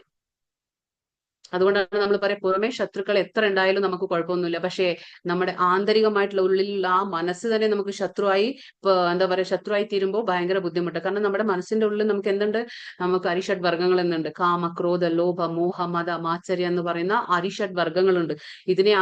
അതിനെ ജയിക്കണം. അത് ജയിച്ചില്ലെങ്കിലാണ് നമ്മുടെ മനസ്സ് നമുക്ക് ശത്രുവായിട്ട് തീരുന്നത്. അപ്പൊ നമുക്ക് പുറമേയുള്ള ആൾക്കാരെ നമുക്ക് ജയിക്കാൻ പറ്റും, പക്ഷെ ഉള്ളിലുള്ള നമ്മുടെ മനസ്സിനോട് നമുക്ക് ജയിക്കാൻ പറ്റാതെ നമ്മുടെ ജീവിതത്തിൽ പലപ്പോഴും നമ്മൾ വിചാരിച്ച കാര്യങ്ങൾ നമുക്ക് സാധിക്കാതെ വരുന്നത്. ജിതാത്മന പ്രശാന്തസ്യ പരമാത്മാ സമാഹിതഃ ശീതോഷ്ണ സുഖ ദുഃഖേഷു തഥാ മാനാപമാനയോഹോ. മനസ്സിനെ കീഴടക്കിയവൻ ശാന്തി നേടുകയാൽ പരമാത്മാവിനെ പ്രാപിച്ചു കഴിഞ്ഞു. അങ്ങനെയുള്ള ആൾക്ക് തണുപ്പും ചൂടും സുഖവും ദുഃഖവും മാനവും അപമാനവും എല്ലാം ഒന്നുപോലെ തന്നെ. അപ്പൊ ഇതോടെ എന്താ പറയുന്നത്, വീണ്ടും മനസ്സിന്റെ തന്നെ കാര്യങ്ങളാണ് പറയുന്നത്. അപ്പൊ ഒരാള് ആരാണോ മനസ്സിനെ എന്താ പറയുക മിത്രമാക്കി വെക്കുന്നത് അപ്പൊ അവർക്ക് എന്താ സുഹൃത്തായി മാറി. മനസ്സിനെ കൺട്രോൾ ചെയ്തവനും മനസ്സെന്തായി സുഹൃത്തായി മാറി. അപ്പൊ മനസ്സിനെ കീഴടക്കി കഴിഞ്ഞാൽ എന്താണ് കിട്ടാൻ, ശാന്തി നേടാൻ കഴിയും. നമുക്ക് ശാന്തി കിട്ടുമ്പോ എന്താണ്, പരമാത്മാവിനെ പ്രാപിച്ചു കഴിയും. നമുക്ക് ശാന്തി പറഞ്ഞില്ലേ കുതശാന്തി എന്ന്, അശാന്തസ്യ കുതസുഖോ. അപ്പൊ നമുക്ക് എന്താ പറയാ, ശാന്തി വേണം, സമാധാനം വേണം നമ്മുടെ ജീവിതത്തിൽ എന്ന് പറയാം. നമുക്ക് ആ പരമാത്മാവിനെ പ്രാപിക്കണമെങ്കിൽ നമ്മുടെ ആ മനസ്സിനെ ശാന്തമാക്കണം. മനസ്സിനെ എങ്ങനെയാണ് ശാന്തമാക്കാൻ കഴിയുക, നമുക്ക് മനസ്സിനെ നിയന്ത്രിച്ചാൽ മാത്രമേ ശാന്തമാക്കാൻ കഴിയൂ. നമ്മൾ ആ 5 കുതിരകളുടെ കാര്യം നോക്കി, അവിടെ ആ 5 ഇന്ദ്രിയങ്ങളും തോന്നിയ വഴിക്ക് ഓടുന്നുണ്ട്. കാരണം മനസ്സിന്റെ വഴിക്കാണ്. കാരണം മനസ്സിനെ നിയന്ത്രിച്ചില്ലെങ്കിൽ നമ്മുടെ ഇന്ദ്രിയങ്ങളും നിയന്ത്രണത്തിൽ വരില്ല. പക്ഷെ ഇന്ദ്രിയങ്ങൾ നിയന്ത്രണത്തിന് വന്നു കഴിഞ്ഞാൽ മനസ്സ് ഓട്ടോമാറ്റിക്കലി നിയന്ത്രിതനാവും. കാരണം എന്താണെന്ന് വെച്ചാൽ 5 ഇന്ദ്രിയങ്ങളുണ്ടല്ലോ, അതാണ് ഈ 5 വിഷയങ്ങളിൽ ഇങ്ങനെ ഓടി നടക്കുക. 5 കുതിരകളെ കണ്ടില്ല, 5 വഴിക്ക് ഓടി നടക്കും. അതേപോലെ വിഷയങ്ങളിൽ അത് ഈ 5 ഇന്ദ്രിയങ്ങൾ ഓടി നടക്കും. അപ്പൊ ആ 5 ഇന്ദ്രിയങ്ങളെ നമ്മൾ കൊണ്ടുവരണമെങ്കിൽ, ഒരേ സ്ഥലത്ത് പിടിച്ചു കൊണ്ടുവരണമെങ്കിൽ നമുക്ക് എന്ത് ചെയ്യണം, ഈ ഭഗവത് സേവനയിൽ നമ്മൾ നമ്മുടെ മനസ്സിനെ നമ്മുടെ ഇന്ദ്രിയങ്ങളെ ഏർപ്പെടുത്തണം, എങ്കിലേ പറ്റുള്ളൂ. ജ്ഞാന വിജ്ഞാന തൃപ്താത്മാ കൂട്ടസ്ഥോ വിജിതേന്ദ്രിയഃ യുക്ത ഇത്യുച്യത്തെ യോഗി സമലോഷ്ടാശ്മാ കാഞ്ചനഃ. ജ്ഞാനം കൊണ്ടും സാക്ഷാത്കാരം കൊണ്ടും തികച്ചും സംതൃപ്തനായ ഒരാളെ ആത്മസാക്ഷാത്കാര നിഷ്ഠനായ യോഗി എന്ന് പറയാം. ആത്മസംയമിയായ അയാൾ അഭൗതികതയിൽ സ്ഥിതി ചെയ്യുന്നു. അയാളുടെ ദൃഷ്ടിയിൽ കല്ലും മണ്ണും സ്വർണവും ഒന്നുപോലെ തന്നെ. അപ്പൊ ആരുടെ ദൃഷ്ടിയിലാണ് എന്താ പറയുന്നത്, ആത്മസാക്ഷാത്കാരം നേടിയ ഒരാളാണ് യോഗി എന്ന് പറയാം. നമുക്ക് ആത്മസാക്ഷാത്കാരം എങ്ങനെയാ നേടാൻ പറ്റുക, നമുക്ക് ജ്ഞാനം കൊണ്ടും സാക്ഷാത്കാരം കൊണ്ടും മാത്രം തികച്ചും സംതൃപ്തനാവണം. നമുക്ക് ജീവിതത്തിൽ ഈ സംതൃപ്തി ഇല്ലെങ്കിൽ വളരെ ബുദ്ധിമുട്ടാണ്. ഇതാണ് നമ്മൾ കാമം എന്ന് പറഞ്ഞില്ലേ, അത്യാഗ്രഹം, ഇനിയും ഇനിയും വേണം വേണം, എത്ര കിട്ടിയാലോ മതി വരാത്ത ഒരു മനസ്സാണ്. മനസ്സിന്റെ ഉടമസ്ഥ നമ്മളാവുമ്പോ എന്താവും, നമുക്ക് ആ സംതൃപ്തി എന്നുള്ളത് നമുക്ക് വരുന്നില്ല. ആ സംതൃപ്തി ഇല്ലെങ്കിൽ എന്താണ്, നമുക്ക് ആത്മസാക്ഷാത്കാരം കിട്ടുകയുമില്ല. അപ്പൊ ഇവിടെ പറയുന്നത് എന്താണ്, ഒരു ആത്മസാക്ഷാത്കാരം നിഷ്ഠനായ ഒരു യോഗി ആരാണ്, ജ്ഞാനം കൊണ്ട്, അവന് ഒരു ജ്ഞാനം ഉണ്ടാവും. ആ ജ്ഞാനം കൊണ്ട് മാത്രമാണ് ആത്മസാക്ഷാത്കാരം നേടാൻ കഴിയുക. അങ്ങനെയുള്ള ആത്മസംയമിയായ അയാൾക്ക് എന്താണ് കിട്ടുന്നത്, അയാൾ അഭൗതികതയിൽ സ്ഥിതി ചെയ്യുന്നു. നമ്മൾ ഭൗതിക പ്രപഞ്ചത്തിൽ തന്നെ ഉണ്ടായിരിക്കാം, പക്ഷെ നമ്മൾ അഭൗതികതയിൽ, അതായത് നമ്മൾ ആ 3 ഗുണങ്ങളിൽ നിന്ന് നമ്മൾ ഉയരാൻ പറ്റും നമുക്ക്. അയാളുടെ ദൃഷ്ടിയിൽ എന്താണ്, കല്ലും മണ്ണും എല്ലാം ഒരേപോലെ തന്നെ, ഒരു വ്യത്യാസവും ഉണ്ടാവില്ല. കല്ലിനെ കാണുമ്പോഴായിക്കോട്ടെ, ഇപ്പൊ നമുക്കൊക്കെ എന്ന് പറഞ്ഞ ഇപ്പൊ സ്വർണം വേറെ കല്ല് വേറെ മണ്ണ് വേറെ വ്യത്യാസം അറിയുന്നു. കാര്യം എന്താ വെച്ചാൽ നമ്മള് ആ ഒരു യോഗിയല്ല നമ്മൾ ഇനി ആ യോഗി ആയിട്ടില്ല. പക്ഷെ യോഗി ആയവരുടെ കാര്യമാണ് പറയുന്നത്. അവർക്ക് എന്താണ്, അവർക്ക് ഇപ്പൊ അവരുടെ മുന്നിൽ ഒരു സ്വർണം വെച്ചു കൊടുത്താലും അവരുടെ മുന്നിൽ കല്ല് വെച്ചു കൊടുത്താലും മണ്ണ് വെച്ചു കൊടുത്താലും മൂന്നും അവർ ഒന്നിനെയായിട്ട് തന്നെ ഒരേപോലെ തന്നെ അവർ കാണാം. അവർക്ക് മൂന്നിലും യാതൊരു വ്യത്യാസവും കാണാൻ കഴിയില്ല എന്നാണ് പറയുന്നത് ഇവിടെ. കൃഷ്ണാവബോധത്തിന്റെ ശാസ്ത്രമാണ് ഭഗവത്ഗീത. ലൗകിക പാണ്ഡിത്യം കൊണ്ട് ആർക്കും കൃഷ്ണാവബോധം ഉദിക്കുന്നില്ല. എന്താ വിശുദ്ധ പ്രജ്ഞനായ ഒരാളുമായി സഹവസിക്കാനുള്ള ഭാഗ്യമുണ്ടാവണം. കൃഷ്ണന്റെ കരുണ മൂലം ജ്ഞാനത്തെ സാക്ഷാത്കരിച്ച ആളാണ് കൃഷ്ണാവബോധമാർന്ന ഭക്തൻ. ശുദ്ധ ഭക്തിപൂർവമായ സേവനത്താൽ സംതൃപ്തനായാൽ ജ്ഞാന സാക്ഷാത്കാരം ഒരാളെ പൂർണ്ണതയിലേക്ക് എത്തിക്കുന്നു. അതുകൊണ്ട് എന്താ പറയുന്നത് ഇവിടെ വീണ്ടും നമ്മളിപ്പോ പറഞ്ഞു, ഇപ്പൊ എങ്ങനെയാണ് പൂർണ്ണതയിലേക്ക് ഒരാൾ എത്തുക? ആ കൃഷ്ണ ഇപ്പൊ നമ്മൾ പറയും, പലരും ഇപ്പൊ നമ്മൾ ഒരുപാട് ഡിഗ്രികൾ എടുത്തിട്ടുണ്ടാവും, PhD എടുത്തിട്ടുണ്ടാവും, ഒരുപാട് പാണ്ഡിത്യം നേടിയിട്ടുണ്ടാവും, ഏത് ലൗകികമായിട്ടുള്ള പാണ്ഡിത്യം നേടിയിട്ടുണ്ടാവും. പക്ഷേ അങ്ങനെ ഇരുന്നാലും അദ്ദേഹം അദ്ദേഹം അഥവാ കൃഷ്ണാവബോധത്തിൽ ഇല്ലെങ്കിൽ അദ്ദേഹത്തിന്റെ ആ ലൗകികമായിട്ടുള്ള പാണ്ഡിത്യങ്ങളൊന്നും കണക്കിന് വരുന്നില്ല. കാരണം എന്താന്ന് വെച്ചാൽ നേരം മറിച്ച ഒരാളിപ്പോ ലൗകികമായിട്ടുള്ള ഒരു പാണ്ഡിത്യവും ഉണ്ടായിരിക്കില്ല അദ്ദേഹത്തിന്. പക്ഷെ എങ്കിലും അദ്ദേഹം അഥവാ കൃഷ്ണന്റെ കൃഷ്ണാവബോധത്തിൽ ഏർപ്പെട്ട് കൃഷ്ണന്റെ സേവനത്തിലാണെങ്കിൽ അദ്ദേഹത്തിന് എല്ലാ പാണ്ഡിത്യവും ഉണ്ട്. കാരണം എന്താ വെച്ചാൽ കൃഷ്ണന്റെ ജ്ഞാനമാണ് പരിപൂർണമായ ജ്ഞാനം. അതുകൊണ്ടാണ് ശുദ്ധ ഭക്തിപൂർവമായ സേവനമാണ് സംതൃപ്തൻ. അത് ആ സേവനാൽ നമ്മൾ സംതൃപ്തരാകും. ഒരാളെ പൂർണ്ണതയിലേക്ക് എത്തിക്കുക എങ്ങനെയാണ്? ആർക്കാണോ കൃഷ്ണാവബോധത്തിൽ പ്രവർത്തിക്കാൻ കഴിയുന്നത്, തന്റെ കർമ്മങ്ങളെ എല്ലാം ഭഗവാന് അർപ്പിച്ചുകൊണ്ട് തന്റെ കർമ്മങ്ങളെല്ലാം കൃഷ്ണാവബോധത്തിൽ ആർക്കാണോ പ്രവർത്തിക്കാൻ കഴിയുന്നത് അദ്ദേഹത്തിന് മാത്രമാണ് പൂർണ്ണത ലഭിക്കുകയുള്ളൂ. അല്ലാതെ നമ്മൾ എത്ര ലൗകിക ഭൗതിക ജഗത്തിൽ പ്രപഞ്ചത്തിൽ നമ്മൾ എത്ര പാണ്ഡിത്യം നേടിയാലും ഒരു ഗുണവും അതിൽ നിന്ന് കിട്ടില്ല. അതിൽ നിന്ന് നമുക്ക് പരിപൂർണത ലഭിക്കുന്നില്ല. ഭക്തിരസാമൃത സിന്ധു ശ്ലോകമാണ്. അഥ ശ്രീകൃഷ്ണ നാമാദീന ഭവേത് ഗ്രാഹ്യം ഇന്ദ്രിയ ഹി സേവൻ മുഖേ ഹി ജിഹ്വാദൗ സ്വയം ഏവ സ്ഫുരത്യതഃ. ഭൗതിക മാലിന്യം പൂണ്ട ഇന്ദ്രിയങ്ങളാൽ ശ്രീകൃഷ്ണന്റെ നാമം, രൂപം, ഗുണം, ലീല എന്നിവകളുടെ സ്വഭാവം ആർക്കും ഗ്രഹിക്കാനാവില്ല. ഭഗവത് സേവനം കൊണ്ട് പരിപൂർണതനാകുമ്പോൾ മാത്രമേ ഒരാൾക്ക് കൃഷ്ണന്റെ അതീന്ദ്രിയ ലീലകളായ നാമം, രൂപം, ഗുണം ഇത്യാദികളെയും അറിയാൻ കഴിയൂ. ഭക്തിരസാമൃത സിന്ധു. അതാണ് ഇവിടെ എന്താ പറയുന്നത് വെച്ചാൽ ഭഗവാനെ കുറിച്ച് ആർക്കാണ് അറിയാൻ കഴിയില്ല, സാധിക്കില്ല എന്ന് വെച്ചാൽ ഭഗവാനെ കുറിച്ച് അറിയണമെങ്കിൽ നമുക്ക് എന്താണ് ഭഗവാന്റെ സേവനം ചെയ്യുമ്പോൾ മാത്രമാണ് നമുക്ക് പരിശുദ്ധ ആകാൻ കഴിയുന്നത്. അത് നമ്മളിപ്പോ ചിന്തിക്കും ഭഗവാന്റെ നാമം, രൂപം, ഗുണം നമുക്ക് പുസ്തകം എടുത്ത് വായിച്ചാൽ പോലെ നമുക്കെല്ലാം മനസ്സിലാകുമെന്ന്. അല്ല, ഭഗവാന്റെ കാര്യങ്ങൾ അതീന്ദ്രിയമാണ്. നമ്മൾ നേരത്തെ പറയാറുണ്ട്, 4ാമത്തെ അധ്യായത്തിൽ നമ്മൾ പറഞ്ഞു എന്താണ് അതീന്ദ്രിയം? നമ്മുടെ സാധാരണമായ ഇന്ദ്രിയങ്ങൾക്ക് മനസ്സിലാക്കാൻ കഴിയാത്തതാണ് അതീന്ദ്രിയ ജ്ഞാനം. അതായത് ഭഗവാന്റെ കാര്യമെല്ലാം അതീന്ദ്രിയമാണ്, നമ്മളെ കൊണ്ട് മനസ്സിലാക്കാൻ കഴിയില്ല. അവന്റെ നാമമായാലും രൂപമായാലും ഗുണമായാലും ലീലകളായാലും നമുക്കിപ്പോ ഭൗതികമായിട്ടുള്ള ഒരു എഡ്യൂക്കേഷൻ വിദ്യാഭ്യാസം ഉണ്ടാവാം. പക്ഷെ അതിൽ നിന്ന് നമ്മൾ വിചാരിക്കണം ഇപ്പൊ ഞാൻ ഭാഗവതം എടുത്ത് വായിക്കുകയാണ്, ഞാൻ ഭഗവത്ഗീത എടുത്ത് വായിക്കുകയാണ്, എനിക്കെല്ലാം മനസ്സിലാവും എന്ന് വിചാരിച്ചാൽ മനസ്സിലാകാൻ കഴിയില്ല. കാരണം അതാണ് ഇവിടെ പറയുന്നത്. പക്ഷേ ഭൗതികം എന്തുകൊണ്ടാണെന്ന് വെച്ചാൽ നമുക്ക് ഭൗതിക മാലിന്യങ്ങളുണ്ട് നമുക്ക്. അതുകൊണ്ടാണ് നമുക്ക് ആ സാധാരണ ഇന്ദ്രിയത്തിൽ നിന്ന് നമുക്ക് ഭഗവാനെ മനസ്സിലാക്കാൻ കഴിയുന്നില്ല. നേരെ മറിച്ച് നമ്മൾ എപ്പോഴാണോ നമ്മുടെ ഇന്ദ്രിയങ്ങൾ കൊണ്ട് ഭഗവാന്റെ സേവനത്തിൽ നമ്മൾ ഏർപ്പെടുന്നത്, അതായത് നമ്മൾ ഭഗവാന്റെ കാര്യങ്ങൾ അവന്റെ സേവനത്തിൽ നമ്മൾ ഏർപ്പെട്ട് അവന്റെ കാര്യങ്ങളെല്ലാം നമ്മൾ ഭഗവാന് സമർപ്പിച്ചുകൊണ്ട് ചെയ്യുന്നത്, അപ്പോഴെന്താ സംഭവിക്കുക എന്ന് വെച്ചാൽ ഭഗവാൻ തന്നെ സ്വയം ഏവാ സ്ഫുരത്യതഃ. ഭഗവാൻ തന്നെ സ്വയം, അതായത് സേവൻ മുഖേഹി ജിഹ്വാദൗ, അതായത് നമ്മുടെ ആ ഇന്ദ്രിയങ്ങളെ എല്ലാം നമ്മൾ ഭഗവാന്റെ സേവനത്തിൽ ഏർപ്പെടുത്തുമ്പോൾ ഭഗവാൻ സ്വയം നമുക്ക് മനസ്സിലാക്കി തരുന്നതാണ് എല്ലാം. അല്ലാണ്ട് ഭഗവാന്റെ കാരുണ്യം ഇല്ലാണ്ട് ഒരാൾക്കും ഭഗവാനെ കുറിച്ച് മനസ്സിലാക്കാൻ കഴിയില്ല. അത് നമ്മൾ എന്ത് വായിച്ചാലും എന്ത് ചെയ്താലും നമുക്ക് ഇത് കാരണം എന്താന്ന് വെച്ചാൽ ഭഗവാന്റെ ഈ ലീല, നാമ, രൂപ, ഗുണം എല്ലാം എന്താണ്? അലൗകിക സാഹിത്യമാണ്. ഇതൊന്നും സാധാരണമായിട്ടുള്ള ലൗകിക സാഹിത്യമല്ല. ഇത് നമുക്ക് സാധാരണമായിട്ട് നമ്മുടെ ബുദ്ധിശക്തി കൊണ്ട് മനസ്സിലാക്കാൻ കഴിയുന്ന ഒന്നല്ല ഇത്. നമുക്ക് ആത്മീയ ഗുരു ഉണ്ടായിരിക്കണം, അവരിലൂടെ നമുക്ക് ഇത് കാര്യങ്ങളെല്ലാം നമുക്ക് മനസ്സിലാക്കാൻ. ഇത് അതീന്ദ്രിയ വിഷയമാണ്. അങ്ങനെ മാത്രം ഭഗവാന്റെ കാരുണ്യം കൂടി വേണം ഇത് മനസ്സിലാക്കണമെങ്കിൽ. പക്ഷെ നമ്മൾ സേവനയിൽ ഏർപ്പെടുമ്പോൾ സ്വയം ഭഗവാൻ തന്നെ നമുക്കത് കരുണ കൊണ്ട് നമുക്ക് മനസ്സിലാക്കി തരും. നാത്യാശ്നതസ്തു യോഗോസ്തി ന ചൈകാന്തേ മനശ്നതഃ ന ചാതി സ്വപ്നശീലസ്യ ന ജാഗ്രതോ നൈവ ചാർജുന. അർജുന, വളരെ കുറച്ചു മാത്രം ഭക്ഷിക്കുന്നവർക്കും ഏറെ ഭക്ഷിക്കുന്നവർക്കും ഉറക്കമില്ലാത്തവർക്കും വേണ്ടതിലേറെ ഉറങ്ങുന്നവർക്കും യോഗിയാവാൻ കഴിയില്ല. ഇവിടെ എന്താ പറയുന്നത്? ആർക്കൊക്കെയാണ് യോഗിയാവാൻ കഴിയാത്തത്? ആർക്കൊക്കെയാണ് യോഗിയാവാൻ കഴിയാത്തത്? ഇവിടെ പറയുന്ന ഭഗവാൻ വളരെ കുറച്ച് മാത്രം ഭക്ഷണം കഴിക്കുന്നത്, വളരെ അധികം ഭക്ഷണം കഴിക്കുന്നവര്, പിന്നെ പിന്നെ എന്താ പറയാ ഉറക്കമില്ലാത്തവർക്കും, തീരെ ഉറങ്ങാത്തവർക്കും, പിന്നെ എന്താ പറയുന്നത് വേണ്ടതിലേറെ ഉറങ്ങുന്നവർക്കും. അപ്പൊ എന്താ ഭഗവാന്റെ ഉദ്ദേശം ഇതിലെന്ന് പറഞ്ഞാല് മിതമായി എല്ലാം ചെയ്യണം. നമ്മൾ എന്ത് കാര്യം ചെയ്യുമ്പോഴും അതിലൊരു മിതത്വം ഉണ്ടായിരിക്കണം. അതാണ് ഭഗവാൻ ഇവിടെ ഉദ്ദേശിക്കുന്നത്. കാരണം എന്താണെന്ന് വെച്ചാൽ നമ്മൾ ആവശ്യത്തിലേറെ ഉറങ്ങുന്നതും എല്ലാം ആവശ്യത്തിലേറെ ഭക്ഷിക്കുന്നതും ആവശ്യത്തിലേറെ എല്ലാം ചെയ്യുന്ന കാര്യങ്ങൾ എന്തായി തമോ ഗുണത്തിലായി പോകും. അത് തമോ ഗുണത്തിലാണ്. തമോ ഗുണത്തിൽ ഒരാൾക്കും ഭഗവാനെ കുറിച്ച് മനസ്സിലാക്കാൻ കഴിയില്ല എന്നുള്ളതാണ് ഭഗവാൻ ഇവിടെ പറഞ്ഞു തരുന്നത്. അപ്പോൾ ഒരിക്കലും നമ്മൾ എന്താ പറയാ മിതത്വം ഇല്ലാത്ത ഒരു ജീവിതശൈലി നമ്മൾ കൊണ്ടുപോകരുത് എന്നാണ് ഇവിടെ ഭഗവാൻ പറഞ്ഞു തരുന്നത്. യുക്താഹാര വിഹാരസ്യ യുക്തചേഷ്ടസ്യ കർമ്മസു യുക്തസ്വപ്നാവബോധസ്യ യോഗോ ഭവതി ദുഃഖഃ. ആഹാരം, നിദ്ര, വിഹാരം, പ്രവൃത്തി എന്നിവയിൽ നിയന്ത്രണം പാലിക്കുന്നവൻ യോഗി. നിയന്ത്രണം പാലിക്കുന്നവൻ യോഗ പരിശീലനം കൊണ്ട് സർവ്വ ദുഃഖങ്ങളും അകറ്റാൻ കഴിയും. ഇവിടെ എന്താ പറയുന്നത്? നിയന്ത്രണം എന്താണ്? ഈ നിദ്ര ആയിക്കോട്ടെ, ആഹാരമായിക്കോട്ടെ, വിഹാരമായിക്കോട്ടെ, പ്രവൃത്തി എന്നിവയിൽ നിയന്ത്രണം പാലിക്കണം. അങ്ങനെയുള്ളവന് മാത്രമാണ് യോഗ പരിശീലനം കൊണ്ട് സർവ്വ ദുഃഖങ്ങളും അകറ്റാൻ കഴിയുന്നത്. യോ മാം പശ്യതി സർവത്ര സർവം ചാപ്മയി പശ്യതി തസ്യാഹം ന പ്രണശ്യാമി സചമേ ന പ്രണശ്യതി. ഇവിടെ എന്താ പറയുന്നത്? എവിടെയും ഒരു മിനിറ്റ്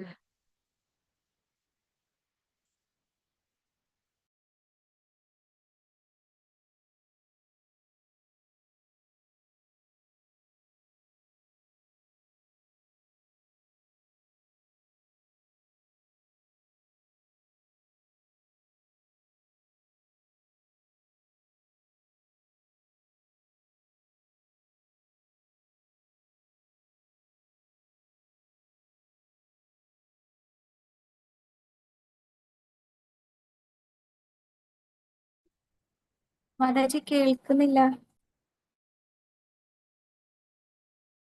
മാതാജി മ്യൂട്ടാണ്. ഇപ്പൊ വരുമായിരിക്കും എന്തെങ്കിലും ഒരു അത്യാവശ്യം. മിനിറ്റ് എന്ന് പറഞ്ഞിട്ട് പോയില്ലേ?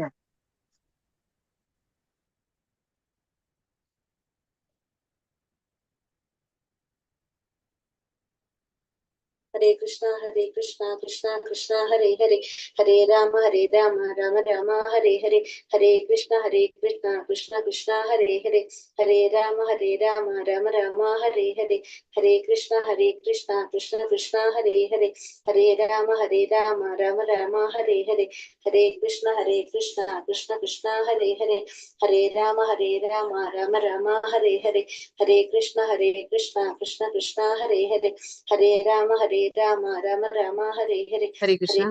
ഹരേ ഹരേ കൃഷ്ണ. ക്ഷമിക്കണം. 6:30. ഇപ്പൊ ഇവിടെ എന്താ പറയുന്നത്? ഭഗവാൻ എവിടെയും ഞാൻ കൊള്ളുന്നതായും എല്ലാം എന്നിൽ അടങ്ങുന്നതായും കാണുന്നവൻ ഞാൻ ഒരിക്കലും നഷ്ടപ്പെടുകയില്ല, എനിക്ക് അവനും പെട്ടുപോവില്ല എന്നാണ് ഭഗവാൻ പറയുന്നത്. അപ്പൊ ഇവിടെ എന്താ പറയുന്നത് വെച്ചാല് യോമാം പശ്യതി സർവത്ര. ഇവിടെ നമുക്ക് ഈ ചിത്രത്തിൽ കാണാം നരസിംഹ ഭഗവാനാണ്. ആ നരസിംഹ ഭഗവാൻ എങ്ങനെയാണ് വന്നത്? ആ തൂണ് പിളർന്നു വന്നതാണ്. എന്താണ് ഇവിടെ കാണുന്ന നമുക്ക് ചിത്രത്തിൽ കാണാം? ഇപ്പുറത്ത് ചെറിയൊരു കുട്ടിയുണ്ട്. ആ കുട്ടി ആരാണ്? അത് പ്രഹ്ലാദ മഹാരാജാവാണ്. ആ പ്രഹ്ലാദ മഹാരാജാവ് എന്റെ അച്ഛൻ ആരാണ്? അസുരനായ ഹിരണ്യകശിപുവാണ്. ഹിരണ്യകശിപു എന്താണെന്ന് വെച്ചാൽ ഹിരണ്യകശിപു ഒരു അസുരനായതുകൊണ്ട് മാത്രമല്ല അദ്ദേഹത്തിന് ഈ ഭഗവാന്റെ പേര് കേൾക്കുന്നത് തന്നെ ദേഷ്യമായിരുന്നു. അപ്പൊ ഈ കുഞ്ഞാണെങ്കിൽ പ്രഹ്ലാദ മഹാരാജാവ് എങ്ങനെയാണ് അസുരനായിട്ട് പോലും എന്താ പറയുക ഹിരണ്യകശിപുവിന്റെ ഭാര്യ, അതായത് കയാതു, ആ സ്ത്രീ എന്തായിരുന്നു എങ്ങനെ ഒരു അവസരം കിട്ടി നാരദ മഹർഷിയുടെ ആശ്രമത്തിലായിരുന്നു. ആ നാരദ മഹർഷിയുടെ ആശ്രമത്തിലാവുമ്പോ എന്താണ് ഗർഭസ്ഥ അവസ്ഥയിലാണ് ഈ നാരദ മഹർഷി എന്താണ് ചെയ്യുന്നത്? ആ കയാതുവിന് ഇങ്ങനെ ഭഗവാന്റെ കാര്യങ്ങളൊക്കെ ഇങ്ങനെ പറഞ്ഞു കൊടുക്കണം. അപ്പോ ഈ എന്താ പറയാ ഗർഭത്തിന്റെ ഉള്ളിൽ ഇരിക്കുമ്പോ തന്നെ ഈ പ്രഹ്ലാദ് മഹാരാജാവ് ചെറിയ കുഞ്ഞായിരിക്കുമ്പോ തന്നെ ഇതൊക്കെ കേൾക്കാം. നമ്മുടെ എന്താ പറയാ ഗർഭത്തിന്റെ ഉള്ളിൽ ഇരുന്നിട്ട് ഇതെല്ലാം കേൾക്കണം ഭഗവാന്റെ കാര്യങ്ങൾ. അപ്പൊ പുറത്തു വരുമ്പോ സ്വാഭാവികമായും അതൊരു തികഞ്ഞ ഭക്തനായിട്ട് മാറാണ്. പക്ഷെ അസുരഗണാണ്. അച്ഛൻ എന്താ പറയുക? അസുരനാണ്. ഹിരണ്യകശിപു അസുരനാണ്. എന്താന്ന് വെച്ചാൽ ഭയങ്കര ദേഷ്യമായിരുന്നു ഭഗവാനോട്.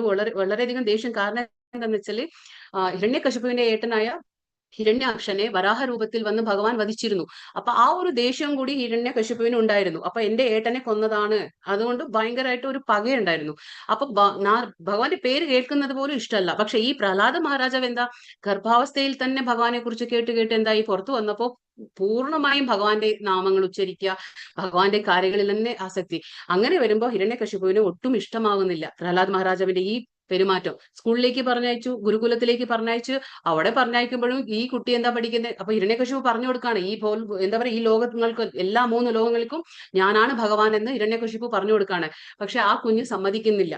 ആ കുഞ്ഞ് അതിൽ സമ്മതിക്കില്ല. ആ കുഞ്ഞ് പറയാണ് ഭഗവാനാണ് എല്ലാവർക്കും എന്താ പറയാ സർവ്വലോക മഹേശ്വര, അത് എന്താ പറയാ വിഷ്ണുവാണ് എന്ന് പറഞ്ഞ് ഭഗവാൻ നാരായണ നാരായണ എന്ന് ഉച്ചരിച്ചുകൊണ്ടേയിരിക്കും പ്രഹ്ലാദ മഹാരാജാവ്. അത് ഭഗവാൻ എന്താ പറയാ ഹിരണ്യകശിപുവിന് ഒട്ടും ഇഷ്ടമല്ല. ആ നാരായണ എന്നുള്ള പേര് കേൾക്കുമ്പോൾ തന്നെ ഇദ്ദേഹത്തിന് ദേഷ്യം കൂടും. അങ്ങനെ ഒരിക്കൽ പ്രഹ്ലാദ മഹാരാജാവിനെ ഒരുപാട് വധിക്കാനുള്ള ശ്രമം നടത്തും. ആര്? സ്വന്തം അച്ഛനായ ഹിരണ്യകശിപു ഒരുപാട് വധിക്കാനുള്ള ശ്രമം നടത്തും. വിഷം കൊടുത്തിട്ട് ആനയെ കൊണ്ട് ചോട്ടിപ്പിക്കാൻ നോക്കും, പിന്നെ മലയുടെ മുകളിൽ നിന്ന് എടുത്തിടാൻ നോക്കും. അങ്ങനെ പലതും നോക്കുമ്പോഴും കാരണം ഒരു തികഞ്ഞ എന്താ പറയാ കൃഷ്ണഭക്തനായതുകൊണ്ട് തന്നെ പ്രഹ്ലാദ മഹാരാജാവിനെ ഓരോ ബുദ്ധിമുട്ടിലും ഭഗവാൻ വന്ന് രക്ഷിക്കുകയാണ് ചെയ്യുന്നത്. അങ്ങനെ ഒരു ദിവസം ഭഗവാൻ എന്താ പറയാ അച്ഛൻ പറയാണ്, എന്താ പറയാ ഇത്രയധികം ഇതായിട്ട് ആ കുഞ്ഞ് മരിക്കുന്നില്ലല്ലോ എന്ന് ഓർത്ത് സ്വന്തം അച്ഛനാണ് എങ്കിൽ പോലും ആ നാരായണനോടുള്ള ആ ദേഷ്യം, ആ കുട്ടി നാരായണ നാരായണ എന്ന് വിളിക്കുമ്പോഴത്തേക്ക് ആ വെറുപ്പ് വരികയാണ്. എന്നിട്ട് ഹിരണ്യകശിപു പറയാണ്, എന്താ നിനക്ക് ഇത്രയും നാരായണ, അപ്പൊ നിന്റെ നാരായണ എവിടെ ഉണ്ടെന്ന് ചോദിക്കും. അപ്പൊ പറയുന്നത് നിന്റെ നാരായണ അതാ പറയണേ യോമാം പശ്യത്തി സർവത്ര ആ സർവം ച മയി പശ്യത്തി, എല്ലായിടത്തും, അതായത് ഞാൻ എല്ലായിടത്തും എവിടെയും കുടികൊള്ളുന്നു എന്ന് അതാണ്. അങ്ങനെ ചിന്തിക്കുന്നവൻ എന്താണ് ഭഗവാൻ ഒരിക്കലും നഷ്ടപ്പെടുന്നില്ല. അങ്ങനെയുള്ള ഒരാള് ഭഗവാനും നഷ്ടപ്പെടുന്നില്ല. അപ്പൊ കുഞ്ഞു പറയാണ് ഭഗവാൻ എല്ലായിടത്തും ഉണ്ടെന്ന്. അപ്പൊ ഹിരണ്യകശിപു ചോദിക്കുകയാണ്, എന്താ ഈ തൂണിലുണ്ടോ നിന്റെ ഭഗവാൻ എന്ന് ചോദിക്കും. അപ്പൊ പറയാണ് അതെ ഈ തൂണിലും ഉണ്ട്, ആ തൂണി എല്ലാ തൂണിലും ഉണ്ട്. അപ്പൊ ഹിരണ്യകശിപു ഒരു തൂണ് കാണിച്ചു കൊടുത്താൽ അതേപോലെ ഇതിലുണ്ടോ ചോദിക്കും. അപ്പോ പ്രഹ്ലാദ മഹാരാജാവ് പറയാണ് ഈ തൂണിലും ഉണ്ട് ഭഗവാൻ എന്ന് പറയാണ്.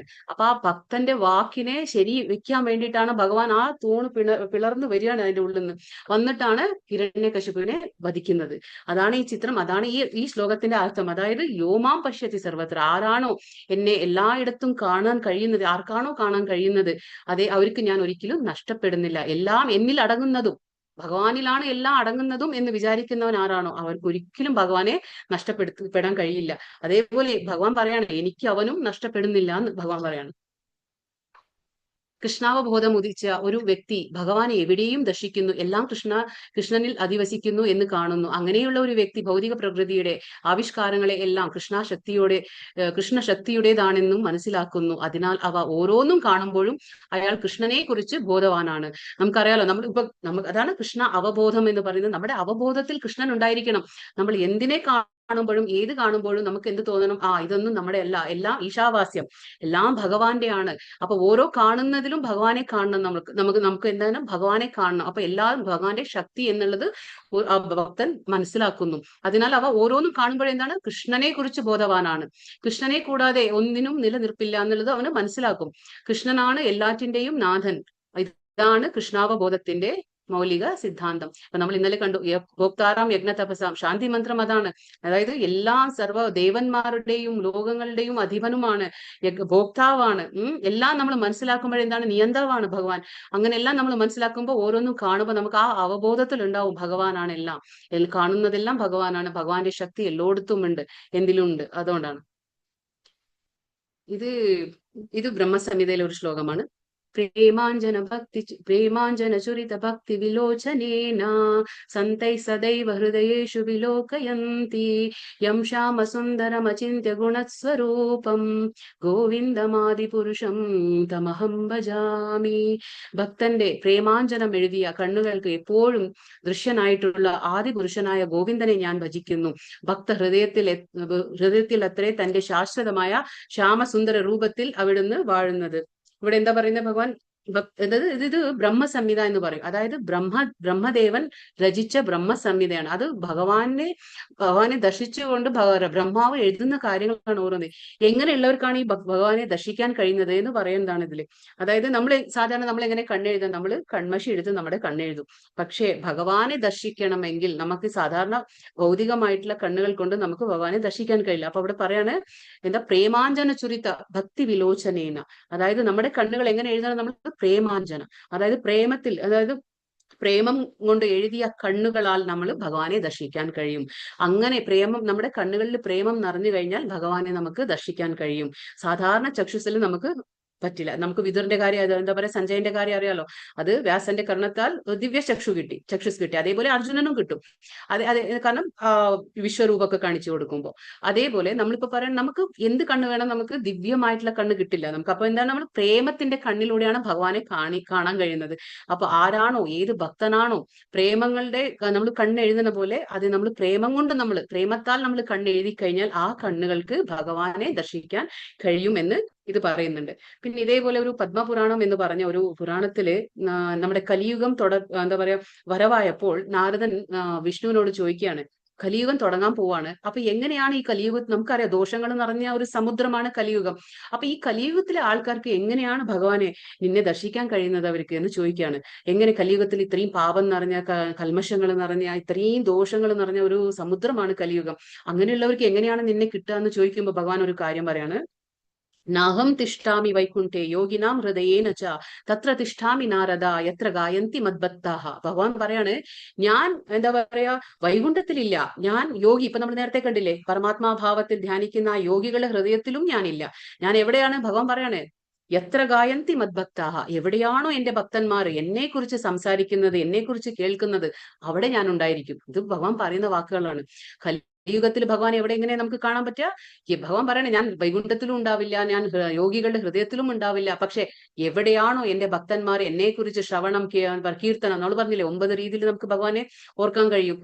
എന്താ പറയാ, ഭഗവാന്റെ സേവനങ്ങൾ ചെയ്യാൻ കഴിയും. അതായത് ശ്രവണം, കീർത്തനം, സ്മരണം, പാദസേവനം, ഇങ്ങനെ 9 സ്റ്റേജ് ഉണ്ട്. ആ 9 രീതികളുണ്ട്. ആ 9 രീതിയിൽ ആരാണോ എന്നെ കുറിച്ച് സംസാരിച്ചു കൊണ്ടിരിക്കുന്നത്, ആരാണോ എന്നെ കുറിച്ച് കേട്ടുകൊണ്ടിരിക്കുന്നത്, അവിടെ ഞാൻ ഉണ്ടാവും. ഭഗവാൻ പറയാണെന്നാണ്. പത്മപുരാണത്തിലെ ഒരു ശ്ലോകമാണ്. ചഞ്ചലം ഹി മന കൃഷ്ണ പ്രമാതി ബലവദൃഢ തസ്യാഹം നിഗ്രഹം മന്യേ വായോരിവത് സുദുഷ്കരം. ഇവിടെ പറയണേ മനസ്സ് വളരെ ചഞ്ചലമാണ്. ചഞ്ചലമായതുകൊണ്ട് എന്താണ് ഭഗവാൻ പറയണേ, അത് എന്താ പറയാ പ്രക്ഷുബ്ധമാണ്, വഴങ്ങാത്തതും ബലമേറിയതുമാണ് കൃഷ്ണ. അതിനെ നിയന്ത്രിക്കാൻ കാറ്റിനെ പിടിച്ചു നിർത്തുന്നതിനേക്കാൾ പ്രയാസമുണ്ടെന്ന് എനിക്ക് തോന്നുന്നു. അവിടെ നമുക്കറിയാം മനസ്സ് ചഞ്ചലമാണ്. ഇതെന്താ, അതാണ് കുരങ്ങന്റെ ചിത്രം കാണിക്കുന്നത്. എന്താ, ഒരു സ്ഥലത്ത് ഇരിക്കാൻ പറ്റുമോ അതിനെ? എന്താ പറയാ, ബ്രാഞ്ചിൽ നിന്ന് ഇങ്ങനെ ചാടി പോയിക്കൊണ്ടിരിക്കും. അതേപോലെ മനസ്സും ഒരു മിനിറ്റ്, നമ്മളിപ്പോ 10 മിനിറ്റ് ഇവിടെ ഇരുന്നുണ്ടെങ്കിൽ നമ്മൾ എന്തെല്ലാം ചിന്തിച്ചിരിക്കും, ഒരു 100 കാര്യങ്ങൾ നമ്മുടെ മനസ്സിൽ ഓടി വരും. അപ്പൊ അങ്ങനെയാണ്. അത് ഒരു തരത്തിലും നമുക്ക് മനസ്സിനെ ശാന്തമാക്കാൻ കഴിയില്ല. അപ്പൊ പറയണ മനസ്സ് ചഞ്ചലമാണ്, അപ്പൊ പ്രക്ഷുബ്ധമാണ്, അത് ഒരു തരത്തിൽ ശാന്തമാവുന്നില്ല, അത് വഴങ്ങാത്തതും, നമ്മൾ എന്ത് പറഞ്ഞാൽ അത് അനുസരിക്കില്ല, മനസ്സ് അതിലപ്പുറമേ ചെയ്യുള്ളൂ. അപ്പൊ ബലമേറിയതുമാണ്, അത് ഒരുപാട് സ്ട്രോങ് ആണ് മനസ്സ്. ബുദ്ധിയെക്കാളും സ്ട്രോങ് മനസ്സ് നിൽക്കുകയാണ്. സാധാരണയായിട്ട് എന്താ നിൽക്കേണ്ടത്? ബുദ്ധി സ്ട്രോങ് ആയിട്ടിരിക്കണം. പക്ഷെ ഇവിടെ നമ്മുടെയൊക്കെ എന്താണ്, മനസ്സാണ് സ്ട്രോങ് ആയിട്ടുള്ളത്. അപ്പൊ അതിനെ നിയന്ത്രിക്കാൻ കാറ്റിന് പിടിച്ചു നിർത്തുന്നതിനേക്കാളും പ്രയാസമാണ്. കാറ്റിന് വേണമെങ്കിൽ എനിക്ക് പിടിച്ചു നിർത്താം, പക്ഷെ മനസ്സിനെ നിർത്താൻ പറ്റുന്നില്ല എന്നാണ് ഇവിടെ അർജുനൻ പറയുന്നത്. ഇപ്പൊ എന്താ കണ്ടില്ല, ഇതിൽ നമുക്ക് എന്താ കാണുന്നത്? ഈ ചിത്രം നമ്മൾ നേരത്തെ പറഞ്ഞു, അർജുനന്റെ ആ നിശ്ചയദാർഢ്യമാണ് നമ്മൾ ഇവിടെ കാണുന്നത്. കാരണം അവന്റെ മനസ്സെന്ത് ഏകാഗ്രത, നമ്മൾ പറഞ്ഞില്ലേ, മനസ്സിനെ കേന്ദ്രീകരിക്കാൻ അർജുനന് പറ്റിയിരുന്നു, പാണ്ഡവന്മാർക്ക് എല്ലാവർക്കും പറ്റിയിരുന്നു. കാരണം ആ ദ്രോണാചാര്യര് ഒരു എന്താ പറയാ, ഒരു പക്ഷിയുടെ കണ്ണിലേക്ക് അമ്പയും പറഞ്ഞപ്പോ മറ്റുള്ളവർക്കൊക്കെ എന്താ കാണുന്നത്, മറ്റുള്ളവർക്ക് ചുറ്റുവട്ടം എന്താണുള്ളത് അതൊക്കെ കാണാണ്. പക്ഷെ അർജുനൻ അങ്ങനെയല്ല. ആ എന്താണോ ഗുരു പറഞ്ഞത്, അപ്പൊ ആ പക്ഷിയെ നോക്കാൻ പറഞ്ഞ, കണ്ണിലേക്ക് അമ്പെയ്യാൻ പറഞ്ഞ അർജുനന് കാണുന്നത് വെറും പക്ഷിയുടെ കണ്ണു മാത്രമാണ്, ബാക്കി ഒന്നും കാണുന്നില്ല. അപ്പോ അതുപോലെ ആയിരിക്കണം നമ്മുടെ മനസ്സ്, കേന്ദ്രീകൃതമായിട്ട് ഒരേ ഒരു ഫോക്കസ് എന്ന് പറയില്ലേ, സിംഗിൾ പോയിന്റ് ഫോക്കസ് എന്ന് പറയില്ലേ, ആ ഒരൊറ്റ സ്ഥലത്ത് മാത്രം നമ്മൾ ഫോക്കസ് ചെയ്യുന്നത്. അങ്ങനെ ഒരു നേടിയെടുക്കാൻ വളരെയധികം പ്രയാസമാണ്. പിന്നെ ഈ അർജുനൻ നല്ലൊരു എന്താ പറയാ പോരാളിയും എല്ലാം ആണ്. പക്ഷെ അർജുനന്റെ ഈ സംശയങ്ങളെല്ലാം എന്താണ്, നമ്മളെ പോലുള്ള ആൾക്കാർക്ക് വേണ്ടി ഭഗവാന്റെ ഒരു ഉത്തരം നമുക്ക് കിട്ടണ്ടേ. അപ്പൊ നമ്മൾ ഇതൊക്കെ നേരിടുന്ന ഒരു വ്യക്തികളാണ്. അപ്പൊ നമുക്ക് വേണ്ടിയിട്ടാണ് അർജുനൻ എല്ലാം ഇവിടെ ചോദിക്കുന്നത്. ശ്രീ ഭഗവാനുവാച അസംശയം മഹാബാഹോ മനോ ദുർനിഗ്രഹം ഫലം ചലം അഭ്യാസേന തു കൗന്തേയ വൈരാഗ്യേന ച ഗുഹ്യത്തെ.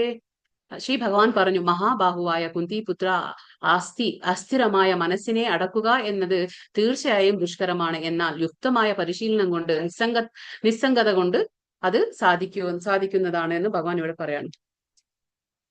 എന്താണ് പറയുന്നത്? ഇവിടെ പറയാണ്, മഹാബാഹുവായ കുന്തിപുത്ര, ബലശാലിയായിട്ടുള്ള അർജുനോട് പറയാണ്, വളരെ ശരിയാണ്, നീ പറഞ്ഞു എനിക്ക് മനസ്സിനെ നിയന്ത്രിക്കാൻ കഴിഞ്ഞില്ല, കാറ്റിനെ വേണമെങ്കിലും ഞാൻ നിയന്ത്രിച്ചോളാം, പക്ഷെ എനിക്ക് മനസ്സിനെ നിയന്ത്രിക്കാൻ കഴിഞ്ഞില്ല എന്ന് നീ പറഞ്ഞു. അത് വളരെയധികം സത്യമാണ്. പക്ഷെ എന്താണ്, അഭ്യാസേന തു കൗന്തേയ, അത് നമ്മൾ എന്താ പറയാ ദിവസേനെ നമ്മൾ പ്രയത്നിച്ചുകൊണ്ട് പരിശീലനം കൊടുത്തുകൊണ്ട് മനസ്സിനെ നമ്മൾ പരിശീലിപ്പിക്കണം. അതിനെ നമ്മൾ എങ്ങനെ വിടുവോ അതുപോലെ അത് മനസ്സ് പോവും. മനസ്സിന് ചഞ്ചലമാണ്. അപ്പൊ നമ്മളെ എന്താണ് മനസ്സിനെ ഒരു സ്ഥലത്ത് ഇരുത്തണം. നമ്മൾ അതിനെ മനസ്സിനെ ഇരുത്തണമെങ്കിൽ നമ്മൾ ആദ്യം എന്താണ് ഇരുത്തേണ്ടത്? നമുക്ക് ഇന്ദ്രിയങ്ങളെ നിഗ്രഹം വേണം. ആ ഇന്ദ്രിയങ്ങൾ എപ്പോഴാണോ അതിന്റെ ആ ഇന്ദ്രിയ വിഷയങ്ങളിൽ നിന്ന് അത് നമ്മൾ പിന്മാറ്റി, നമ്മൾ പറഞ്ഞില്ലേ പ്രത്യാഹാരം എന്ന് പറഞ്ഞില്ലേ. അപ്പൊ ഇന്ദ്രിയ വിഷയങ്ങളിൽ നിന്ന് അത് നമ്മൾ മാറ്റി കൊണ്ടുവരുമ്പോ അത് കൃഷ്ണ ഭക്തിയിലേക്ക് നമ്മൾ അതിനെ ഇടുമ്പോ എന്താണ് അവന് അപ്പോഴാണ് മനസ്സ് തനിയെ നിയന്ത്രണത്തിൽ വരും. അതാണ് ഭഗവാൻ പറഞ്ഞത് അഭ്യാസേന തു കൗന്തേയ. പിന്നെ ഇവിടെ പറഞ്ഞു നിസ്സംഗത. നിസ്സംഗത എന്ന് പറഞ്ഞാൽ യുക്തമായ പരിശീലനം. അഭ്യാസം എന്ന് പറഞ്ഞാൽ യുക്തമായ പരിശീലനം കൊണ്ട് മാത്രമേ നമുക്ക് മനസ്സിനെ നിയന്ത്രിക്കാൻ കഴിയൂ. അതായത് അതേപോലെ നിസ്സംഗത. നിസ്സംഗത എന്ന് പറഞ്ഞാൽ നമ്മൾ വിരക്തി, അതായത് നമുക്ക് ഒന്നിനോടും ആസക്തി ഇല്ലാതിരിക്കുക. അപ്പൊ എല്ലാം വേണം, നമ്മളിപ്പോ എല്ലാം ഉപയോഗിച്ചാലും നമുക്ക് അതിനോടുള്ള അമിതമല്ല ആസക്തിയെ ഉണ്ടാവാൻ പാടില്ല. അതാണ് നിസ്സംഗത എന്ന് പറഞ്ഞാൽ ആസക്തി ഇല്ലാതെ നമുക്കത് നിസ്സംഗത കൊണ്ട് അത് സാധിക്കാവുന്നതാണ്. അത് അപ്പൊ എങ്ങനെ നമ്മളിപ്പോ പറഞ്ഞു 9 സ്റ്റേജ് ഉണ്ട്. നമുക്ക് പറഞ്ഞു ശ്രവണം ചെയ്യണം, ഭഗവാന്റെ ദിവസം എന്താ നമ്മൾ എന്തെങ്കിലും ഒരു മണിക്കൂർ ഭഗവാന്റെ കാര്യങ്ങൾ കേൾക്കണം. ഒരു മണിക്കൂറെങ്കിലും നമുക്ക് ഭഗവാന്റെ കാര്യത്തിൽ നമ്മൾ എന്താ ഭഗവത്ഗീത ഉണ്ട്, ഭാഗവതം ഉണ്ട്, അതൊക്കെ നമ്മളിപ്പോ വായിക്കണം. അപ്പൊ ആ സ്വാധ്യായം ചെയ്യണം. പിന്നെ ഭഗവാനെ കുറിച്ച് ചിന്തിക്കണം, സ്മരണം. അതായത് നമ്മൾ ഓരോ കാര്യങ്ങൾ ചെയ്യുമ്പോൾ ഭഗവാനെ കുറിച്ച് ഓർക്കണം. നമ്മൾ എന്താണോ ക്ലാസ്സിൽ കേട്ടത് അതിനെക്കുറിച്ച് നമ്മൾ മനനം ചെയ്യണം. കേട്ടുകൊണ്ട് മാത്രം പോരാ, നമ്മൾ ആ കേട്ടത് നമ്മുടെ മനസ്സിൽ ഇരിക്കണമെങ്കിൽ നമ്മളത് പ്രവൃത്തിയിൽ നമ്മളത് കൊണ്ടുവരണം. അപ്പൊ മാത്രമേ നമുക്കത് കേട്ട വിഷയങ്ങൾ നമ്മുടെ മനസ്സിൽ നിൽക്കുകയുള്ളൂ. അപ്പൊ നമ്മളത് പരിശീലനം കൊണ്ട് മെല്ലെ മെല്ലെ ഭഗവാനെ ഓർക്കണം. ഓരോ പണി ചെയ്യുമ്പോഴും നമ്മളിപ്പോ എന്താണ് ക്ലാസ്സിൽ കേട്ടത്, എന്താണ് ഇന്നലത്തെ ശ്ലോകത്തിൽ പറഞ്ഞ ഭഗവാൻ എന്താണ് പറയുന്നത്. അപ്പൊ ഈ കാണുന്നതൊക്കെ ഭഗവാനായിട്ട് നമ്മളിങ്ങനെ കമ്പയർ ചെയ്യണം. അപ്പം എല്ലാം ഭഗവാനാണ്. എല്ലാം കാണുന്ന ഓരോ അനിമൽസിലായാലും ഓരോ പക്ഷി മൃഗാദികളായാലും ഇതെല്ലാം ഭഗവാന്റെ ഒരു ഭാഗമാണെന്ന് കണ്ട് നമ്മൾ മനസ്സിലാക്കുമ്പോൾ നമുക്ക് ഇങ്ങനെ ഭഗവാൻ ആ നിത്യമായിട്ടുള്ള പരിശീലനം കൊണ്ട് നമുക്ക് എന്താണ് ചെയ്യുന്നത്, നമുക്ക് മനസ്സിനെ കൺട്രോൾ ചെയ്യാൻ പറ്റുമെന്ന് ഭഗവാൻ ഇവിടെ പറഞ്ഞുതരാണ്. പ്രാപ്യ പുണ്യകൃതാം ലോകോ നുഷിത്വാ ശാശ്വതീം സമാഹ ശുചീനാം ശ്രീമതാം ഗേഹേ യോഗഭ്രഷ്ടോ അഭിജായത്തെ. അങ്ങനെ യോഗത്തിൽ പരാജിതനാകുന്നയാൾ പുണ്യം ചെയ്തവർക്കായുള്ള ഉപരിലോകങ്ങളിൽ ആനന്ദം അനുഭവിച്ചുകൊണ്ട് അസംഖ്യ സംവത്സരങ്ങൾ വാണതിനു ശേഷം എന്താ പറയാ നീതിനിഷ്ഠയായുള്ള പുണ്യാത്മാക്കളുടെയോ ധനികന്മാരുടെയോ കുടുംബങ്ങളിൽ വീണ്ടും പിറക്കുന്നു. ഇവിടെ എന്താ പറയുന്നതെന്ന് വെച്ചാൽ നമ്മളിപ്പോ നമ്മൾ പറഞ്ഞു യോഗ ചെയ്തു, നമ്മളിപ്പോ കുറച്ചു കാലം നമ്മൾ ഭഗവാന്റെ കാര്യത്തിൽ നമ്മൾ നിന്നുകൊണ്ട്, അത് ഭക്തി യോഗ ആവട്ടെ, അത് ധ്യാന യോഗ, അഷ്ടാംഗ എന്തോ ആകട്ടെ, നമ്മൾ കുറെ കാലം കുറച്ച് യോഗം ചെയ്തു, അതായത് ഭക്തി യോഗത്തിൽ ചെയ്തു, ഏത് യോഗ ആയാലും. അങ്ങനെ യോഗത്തിൽ ആകുമ്പോൾ, അതായത് നമ്മൾ യോഗത്തിൽ നമ്മൾ വിജയം നേടാൻ കഴിഞ്ഞില്ലെങ്കിൽ, പരാജിതരായാൽ എന്താണ് സംഭവിക്കുക എന്ന് ഭഗവാൻ പറഞ്ഞുതരാണ്. എങ്കിൽ അവർക്ക് എന്താണ് സംഭവിക്കുക, അതായത് എന്ത് ചെയ്യും അവര്. അപ്പൊ ഇത്രയും കാലം ഭക്തി ചെയ്തിട്ടുണ്ടെങ്കിൽ എന്താണ് അത്, നമ്മൾ ഏത് ധ്യാനം കൊണ്ടോ എന്തുകൊണ്ടോ നമ്മൾ യോഗത്തിൽ ഭഗവാനായിട്ട് കണക്ഷൻ ആയിട്ടുണ്ടെങ്കിൽ അപ്പൊ എന്താ സംഭവിക്കുക, നമ്മുടെ പുണ്യം കൊണ്ട് നമ്മൾ ഉപരിലോകങ്ങളിലേക്ക് പോയിട്ട് അവിടെ കുറച്ചു കാലം നമ്മൾ ആനന്ദം അനുഭവിക്കും. അവിടെ ഒരു അസംഖ്യ സംവത്സരങ്ങൾ നമ്മൾ അവിടെ വാണതിനു ശേഷം, അവിടെ കുറച്ചു കാലം നമ്മൾ നിന്നതിന് ശേഷം എന്താണ്, നമ്മൾ വീണ്ടും ജനിക്കും. പക്ഷെ ജനിക്കുമ്പോ എങ്ങനെയാണ് ജനിക്കുന്നത്, നീതിനിഷ്ഠയുള്ള പുണ്യാത്മാക്കളുടെ വീട്ടിലോ അല്ലെങ്കിൽ ധനികരുടെ വീട്ടിലോ കുടുംബങ്ങളിലോ നമ്മൾ വീണ്ടും ജനിക്കുകയാണ്. പിന്നീട് നമ്മുടെ ജീവിതം അവിടെ നിന്ന് തുടരും. അതായത് ഭഗവാൻ പറയണ ഇവിടെ നിനക്ക് നഷ്ടമൊന്നുമില്ല. ഇപ്പൊ നമ്മളിപ്പോ കുറച്ചു കാലം നമ്മൾ ഭക്തി ചെയ്തു, അല്ലെങ്കിൽ പിന്നീട് ഞാൻ അത് ചെയ്യാൻ സാധിച്ചില്ല, എങ്ങനെയും അത് നമുക്ക് സാധിക്കാതെ വരികയാണ്, അല്ലെങ്കിൽ നമ്മൾ മരിച്ചു പോവാണോ, അതായത് പകുതിയിലിട്ട് ചിലപ്പോൾ നമ്മൾ 40% ചെയ്തിട്ടുണ്ടാവും, 40% നമ്മളിപ്പോ ചെയ്തു ഭക്തി, പക്ഷെ പിന്നീട് ഞാൻ മരിക്കുകയാണ്, അപ്പൊ എനിക്ക് എന്നെ കൊണ്ട് സാധിക്കുന്നില്ല, അത് നമ്മൾ വിട്ടുപോവോ, എങ്ങനെയോ ആയിക്കോട്ടെ, അത് പകുതി അവസാനിപ്പിക്കുകയോ എങ്ങനെയോ നമ്മൾ പരാജിതരായാലും പേടിക്കാനില്ല. കാരണം ഭഗവാൻ പറയണേ, കാരണം നേഹാവിക്രമ നാശോസ്തി, ഭഗവാൻ 2ാമത്തെ അധ്യായത്തിൽ പറയുന്നുണ്ട്, നേഹാവിക്രമ നാശോസ്തി പ്രത്യവായോ ന വിദ്യത്തെ. ഭഗവാൻ പറയുന്നത്, നീ കുറച്ചെങ്കിൽ അല്പമെങ്കിലും നീ എനിക്ക് എന്ത് വേണമെങ്കിലും കുറച്ച് കാലത്തിനെങ്കിലും നീ എനിക്ക് സ്നേഹത്തോടെ നീ എന്നെ ഭജിച്ചിട്ടുണ്ടെങ്കിൽ, എന്നെ ആരാധിച്ചിട്ടുണ്ടെങ്കിൽ, എന്നെ ഞാൻ ഭഗവാനായെന്ന് നീ എന്താ പറയാ സമ്മതിച്ചിട്ടുണ്ടെങ്കിൽ, നീ എന്തെങ്കിലും സേവന കർമ്മത്തിൽ നീ ഏർപ്പെട്ടിട്ടുണ്ടെങ്കിൽ നിനക്ക് പേടിക്കാനില്ല. കാരണം ഈ ജന്മം നമ്മുടെ പോയാലും അടുത്ത ജന്മത്തിൽ നമുക്കത് അവിടെ വെച്ച് തുടരുന്നതാണ്. അത് എങ്ങനെ തുടരും, ഭഗവാൻ പറയണേ, നമ്മളെ ധനികരുടെ കുടുംബത്തിൽ അല്ലെങ്കിൽ നീതിനിഷ്ഠയുള്ള പുണ്യാത്മാക്കളുടെ കുടുംബത്തിലാണ് നമ്മളെ അവൻ ജനിപ്പിക്കാൻ പോകുന്നത്. അപ്പൊ നമുക്ക് പേടിക്കാനില്ല. അവിടെ നിന്ന് നമ്മൾ എവിടെ നിന്നാണോ നിർത്തിയത് അവിടെ നിന്ന് തുടങ്ങും. കാരണം എന്താണെന്ന് വെച്ചാൽ ഭക്തി, നമ്മൾ ഈ പറഞ്ഞു ശരീരം എന്താ പറയാ ശാശ്വതമല്ല, ശരീരം നശിച്ചു പോകും, ആത്മാവ് നശിക്കുന്നില്ല. അപ്പൊ നമ്മൾ ഈ ശരീരം നാശമാകുമ്പോൾ വേറൊരു ആത്മാവ് വേറെ ശരീരത്തിലേക്ക് കയറാണ്, അത് വേറൊരു മനുഷ്യ രൂപത്തിലേക്ക് പോകും. അല്ലെ അനിമൽസ് നമ്മുടെ കർമ്മം അനുസരിച്ചായിരിക്കും. പക്ഷെ നമ്മൾ ഭക്തി ചെയ്തിട്ടുണ്ടെങ്കിൽ വേറൊരു മനുഷ്യജന്മം ഇങ്ങനെ ധനികരുടെ വീട്ടിലോ നീതിനിഷ്ഠയുള്ള പുണ്യാത്മാക്കളുടെ വീട്ടിലോ നമ്മൾ ജനിക്കുകയാണെങ്കിൽ അവിടുന്ന് വെച്ച് തുടങ്ങും. ഇപ്പൊ ഞാൻ 20 നിന്ന് നിർത്തിയ അടുത്ത ജന്മത്തിന്റെ 21 തുടങ്ങാം. ഇത് മറ്റുള്ള ഭൗതിക കണക്കല്ല, ഇത് ഭഗവാന്റെ ആധ്യാത്മിക കണക്ക് വേറെ തന്നെയാണ്. കാരണം നമ്മൾ ചെയ്യുന്ന ഓരോ കാര്യവും ഭഗവാന്റെ അടുത്ത് കണക്കുണ്ട്. അതെല്ലാം നഷ്ടപ്പെടാത്ത ഒരു കണക്കാണ്. അത് അടുത്ത ജന്മത്തിൽ തുടർന്ന് പോകാനുള്ള ഒരു കണക്കാണ് അത്. കാരണം ഇപ്പൊ നമ്മൾ ഭൗതികമായിട്ട് ഇപ്പൊ ഞാൻ പറയാണ്, ഞാനിപ്പോ ഒരു എന്താ പറയാ, ഞാൻ വളരെയധികം ധനികളാണെന്ന് വിചാരിക്കുക. അപ്പൊ ഞാൻ എന്ത് ചെയ്യും, ഞാൻ ഒരു ബാങ്കിൽ ഇപ്പൊ ഒരു 2 കോടിയോ 3 കോടിയോ ഞാൻ ഉണ്ടാക്കിയിട്ടുണ്ടാവാം. എന്നിട്ട് ഞാൻ മരിച്ചു പോവാണ്, പക്ഷെ മരിച്ചുപോയി. അപ്പൊ മരിച്ചു പോകുമ്പോ എനിക്ക് ഇനിയൊരു ജന്മം എങ്ങനെ കിട്ടുമെന്ന് നമുക്കറിയില്ല. കാരണം ഇനിയൊരു ജന്മം എന്റെ ഈ കർമ്മം അനുസരിച്ചായിരിക്കും ഇനി അടുത്ത ജന്മം കിട്ടുക. പക്ഷെ ഞാൻ വേറെ എവിടെയോ ജനിച്ചിട്ടുണ്ടാവാം. ചിലപ്പോൾ ഞാൻ സ്ത്രീ ആയിട്ടെന്നോ ജനിക്കണമെന്നില്ല, പെണ്ണായിട്ടായി ജനിക്കണമെന്നില്ല, അപ്പൊ ഞാൻ പുരുഷനായിട്ടോ എങ്ങനെയോ വേണ്ടി ജനിക്കാം. പക്ഷെ എന്നും പറഞ്ഞ് നമുക്ക് അഥവാ നമുക്ക് ഒരു ഓർമ്മ വരികയാണെങ്കിൽ, ഞാനിപ്പോ ആ ബാങ്കിന്റെ ഓർമ്മ വരികയാണ്, ഞാൻ ആ ബാങ്കിൽ ചെല്ലുമ്പോൾ അവരോട് പറയണേ, ഞാൻ കഴിഞ്ഞ ജന്മത്തിൽ ഇവിടെ ഇങ്ങനെ ഒരു ആളായിരുന്നു, അപ്പൊ ഞാൻ ഈ ബാങ്കിൽ ഞാൻ ഒരുപാട് ഇങ്ങനെ എന്താ പറയാ ഡെപ്പോസിറ്റ് ചെയ്തിരുന്നു, 2-3 കോടി ഞാൻ ഡെപ്പോസിറ്റ് ചെയ്തിരുന്നു, അത് എന്റെയാണ് എന്ന് ഞാൻ പറഞ്ഞ ആ ഉദ്യോഗസ്ഥന്മാർ സമ്മതിക്കോ? സമ്മതിക്കില്ല. കാരണം എന്താന്ന് വെച്ചാൽ ആ ജന്മത്തിന്റെ കണക്ക് കഴിഞ്ഞു. ഞാൻ എത്ര കോടി സമ്പാദിച്ചാലും എന്റെ ശരീരം അവസാനിക്കുമ്പോൾ ആ കണക്കുകളൊക്കെ തീർന്നു. ഭൗതികമായിട്ട് എന്ത് കണക്കായാലും, ഞാൻ ആരുടെ മകളായിരുന്നു, ഞാൻ ആരുടെ അമ്മയായിരുന്നു, ഞാൻ ആരുടെ ഭാര്യയായിരുന്നു, അച്ഛൻ എന്തായിരുന്നു, കണക്കുകളൊക്കെ അതോടെ തീർന്നു. അടുത്ത ജന്മം വരുമ്പോൾ ഞാൻ വേറെ കണക്കാണ്. ഭൗതിക ലോകത്തിൽ എന്താണ് വേറെ കണക്കാണത്. പക്ഷെ ഇത് ഭൗതിക കാര്യങ്ങളിൽ മാത്രം. പക്ഷെ ആധ്യാത്മിക കാര്യങ്ങൾ അങ്ങനെയല്ല. ആധ്യാത്മിക കാര്യങ്ങൾ എങ്ങനെയാ വെച്ചാൽ, ഞാൻ എവിടുന്ന് നിർത്തിയോ അത് അടുത്ത ജന്മത്തിൽ അവിടുന്ന് തുടങ്ങും. അപ്പൊ നമുക്ക് ചിലപ്പോ കാണാം എത്രയോ പേര് എന്താ പറയാ ഭക്തി എന്താ പറയാ ഒരു നിരീശ്വരവാദികളായിരിക്കാം.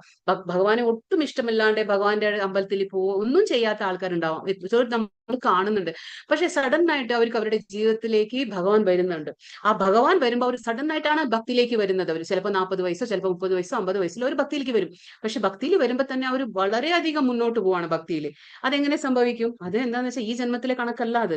എത്രയോ ജന്മങ്ങൾ ഭഗവാൻ പറഞ്ഞില്ലേ, നമുക്ക് ഓർമ്മ ഉണ്ടാവില്ല, ഭഗവാൻ എല്ലാ ജന്മങ്ങളുടെ ഓർമ്മയുണ്ട്, കണക്കുമുണ്ട്. അപ്പൊ നമ്മൾ ഏതൊക്കെയോ ജന്മത്തിൽ ഭഗതിയിട്ട ഭക്തിയായിരിക്കാം, അത് നമുക്ക് ഈ ജന്മത്തിൽ ഭഗവാൻ അവന്റെ കാരുണ്യത്താൽ നമുക്ക് ലഭിക്കും, സജ്ജന സംസർഗത്താൽ നമുക്ക് ലഭിക്കും. അപ്പൊ അതിങ്ങനെ തുടർന്ന് പോയിക്കൊണ്ടിരിക്കും. അതാണ് ഭഗവാൻ പറയുന്നത്. അപ്പൊ ഇവിടെ നമുക്ക് വിഷമിക്കാനില്ല. എന്തായാലും ഭക്തി ചെയ്താൽ നമുക്കൊരു വിഷമമില്ല. കാരണം എന്താ വെച്ചാൽ അത് എവിടെ നിർത്തിയോ അടുത്ത ജന്മം അത് വീണ്ടും അവിടെ നിന്ന് തുടങ്ങും. ഇവിടെ സത്യയുഗമുണ്ട്, ധ്യാനമാണ്. ത്രേതായുഗമുണ്ട്, അവിടെ യജ്ഞമാണ്. ദ്വാപര യുഗമുണ്ട്, അവിടെ വിഗ്രഹാരാധന. ഇതൊക്കെ ആ യുഗത്തിൻ്റെതായ ധർമ്മങ്ങളാണ്. ഓരോ യുഗത്തിൽ നമ്മൾ എന്തൊക്കെ ചെയ്യണം എന്നുള്ളത് അത് കാണിക്കണം. കലിയുഗത്തിൽ എന്താണ് ധർമ്മം? ഹരിനാമ സങ്കീർത്തനം. കലിയുഗത്തിൽ എന്താണ്? ഹരിനാമ സങ്കീർത്തനമാണ് ധർമ്മം. ഇപ്പൊ ഇവിടെ നമ്മൾ ചെയ്യേണ്ടത് എന്താ? ഹരിനാമ സങ്കീർത്തനം. ഇതാരാണ്? നമ്മൾ കണ്ടു നേരത്തെ തന്നെ, ഇന്നലെ തന്നെ നമ്മൾ മനസ്സിലാക്കിയത് ചൈതന്യ മഹാപ്രഭുവാണ്. ആ ചൈതന്യ മഹാപ്രഭു സന്തത സഹചാരികളോടൊപ്പം 5 പേരുണ്ടല്ലോ, അത് അവരോടൊപ്പം വന്നിട്ടുള്ളത്. കലിയുഗത്തിലെ രഹസ്യ അവതാരമായ ഗുഹ്യ അവതാരമായിട്ടുള്ളതാണ് ചൈതന്യ മഹാപ്രഭു. ചൈതന്യ മഹാപ്രഭു എന്തിനാണ് വന്നത്? ഹരിനാമ സങ്കീർത്തനം പ്രചരിപ്പിക്കാൻ വേണ്ടി വന്നതാണ് കലിയുഗത്തില്. ഹരേ നാമ, ഇവിടെ എന്താ ഒരു ശ്ലോകം വരുന്നുണ്ട്, കലി സന്തരണ ഉപനിഷത്തിൽ നിന്നാണ്. ഹരേ നാമ ഹരേ നാമൈവ കേവലം കലോ നാസ്തൈവ ഗതിരന്യഥ. ഇവിടെ 3 വട്ടം നമുക്ക് കാണാം, റിപ്പീറ്റേഷൻ കാണുന്നുണ്ട്, ആവർത്തിച്ച് പറയുന്നുണ്ട്. ഏതാണ്? ഹരേ നാമ 3 വട്ടം പറയുന്നുണ്ട്. അതേപോലെ നാസ്തൈവ അതും 3 വട്ടം പറയുന്നുണ്ട്. ഇവിടെ എന്താ പറയുന്നത്? കലിയുഗത്തില് ഹരിനാമമല്ലാതെ വേറൊന്നും തന്നെ ഗതിയില്ല. അപ്പൊ ഈ 3 തവണ ഇവിടെ ആവർത്തിച്ച് പറയുന്നത് എന്തുകൊണ്ടാന്ന് വെച്ചാല്, നമ്മുടെ ശാസ്ത്രത്തിൽ എന്തെങ്കിലും 3 തവണ ആവർത്തിച്ച് പറഞ്ഞിട്ടുണ്ടെങ്കിൽ അത് അത്രയ്ക്കധികം സത്യമാണ്. അവിടെ നമുക്ക് വീണ്ടും ചിന്തിക്കേണ്ട യാതൊരു ആവശ്യമില്ല. അത് അത്രയും അധികം സത്യമാണ് പറയുന്നത്. അപ്പൊ കലിയുഗത്തിലെ ഒരു രക്ഷയുമില്ല നമുക്ക് ആർക്കും. എന്താ നമ്മള് എപ്പോ വരെ നമ്മൾ ഹരിനാമം പറയുന്നില്ലയോ, എപ്പോ വരെ നമ്മൾ നാമജപം ചെയ്യുന്നില്ലയോ, ഒരു രക്ഷയുമില്ല ആർക്കും. കാരണം കലിയുഗത്തിന്റെ ധർമ്മമാണ് ഹരിനാമ സങ്കീർത്തനം. അതുകൊണ്ടാണ് ഭഗവാൻ സ്വയം ചൈതന്യ പ്രഭുവായിട്ട് കലിയുഗത്തിൽ അവതരിച്ചതും അത് പ്രചരിപ്പിച്ചതും. ഇപ്പോ ഇവിടെ പറയണേ എന്താണ് അതിന്റെ ഗുണം? ഇപ്പൊ നമുക്ക് ഇവിടെ ലിഫ്റ്റ് കാണാണ്ട്, ഇവിടെ കോണിപ്പടിയും കാണാണ്ട്, സ്റ്റെയർ കേസും കാണാണ്ട്. പക്ഷെ ഇതിന്റെ വ്യത്യാസം എന്താണ്? ഇപ്പോ ഭഗവാനെ നമുക്ക് എങ്ങനെയും പ്രാപിക്കാം. ഭഗവാൻ പറഞ്ഞില്ലേ, ഭക്തി യോഗത്തിൽ നിന്നോ ധ്യാന യോഗത്തിൽ നിന്നോ ജ്ഞാനയോഗം കൊണ്ടോ എങ്ങനെയും നമുക്ക് ഭഗവാന്റെ അടുത്തേക്ക് എത്താം. ധ്യാന അഷ്ടാംഗ യോഗത്തിൽ നിന്നോ എങ്ങനെയും എത്താം. പക്ഷേ ഭഗവാൻ പറയുന്നതാണ് ഭക്തി യോഗം എങ്ങനെയാണ്? ഈ ലിഫ്റ്റ് പോലെയാണ്. ലിഫ്റ്റ് എങ്ങനെയാണ്? നമുക്ക് ലിഫ്റ്റിൽ നിന്ന് ബട്ടൺ കൊണ്ട് അമർത്തി കഴിഞ്ഞാൽ നമുക്ക് മേലെ എത്താം. നമ്മൾ എവിടെയാണോ 25ാമത്തെ നിലയിലാണോ എങ്കിൽ അവിടെ നമുക്ക് ഉടനടി എത്താൻ പറ്റും. പക്ഷേ അതേ നമുക്ക് ഈ ലിഫ്റ്റ് എന്താ പറയുക കോണിപ്പടി കയറിയിട്ടാണെങ്കിൽ അതേ സ്റ്റെയർ കേസ് കയറി നമുക്ക് പോകണമെങ്കിൽ അത് എത്ര ദുഷ്കരമാണ്. അത് നമുക്ക് എത്ര സമയമെടുക്കും. എത്തുമായിരിക്കും, പക്ഷേ ഒരുപാട് സമയമെടുക്കും. ഒരുപാട് അത് എന്താ പറയാ ദുഷ്കരമാണ്. നമുക്ക് ഒരുപാട് ബുദ്ധിമുട്ടുണ്ടാക്കുന്നുണ്ട്. നേരെ മറിച്ച് ലിഫ്റ്റിലാവുമ്പോൾ നമുക്ക് അതിന്റെ ബുദ്ധിമുട്ടേ നമ്മൾ അറിയാണ്ട് സുഖമായിട്ട് അവിടെ എത്താണ്. അതാണ് ഭക്തിയോഗം, അതാണ് ഹരിനാമ ജപം. ഈ കലിയുഗത്തിൽ നമ്മൾ യജ്ഞം ചെയ്യാൻ പറ്റില്ല, വിഗ്രഹാരാധന ചെയ്യാൻ പറ്റില്ല, തപസ് ചെയ്യാൻ പറ്റില്ല. പക്ഷേ നമ്മൾ എപ്പോഴാണോ ഹരിനാമം ചെയ്യുന്നത് അത് ലിഫ്റ്റ് പോലെയാണ്. നമ്മളെ ഭഗവാന്റെ അടുത്തേക്ക് എത്തിക്കാൻ വളരെയധികം എളുപ്പത്തിൽ നമ്മളെ അവിടെ എത്തിക്കും എന്നാണ് ഭഗവാൻ ഇവിടെ പറയുന്നത്.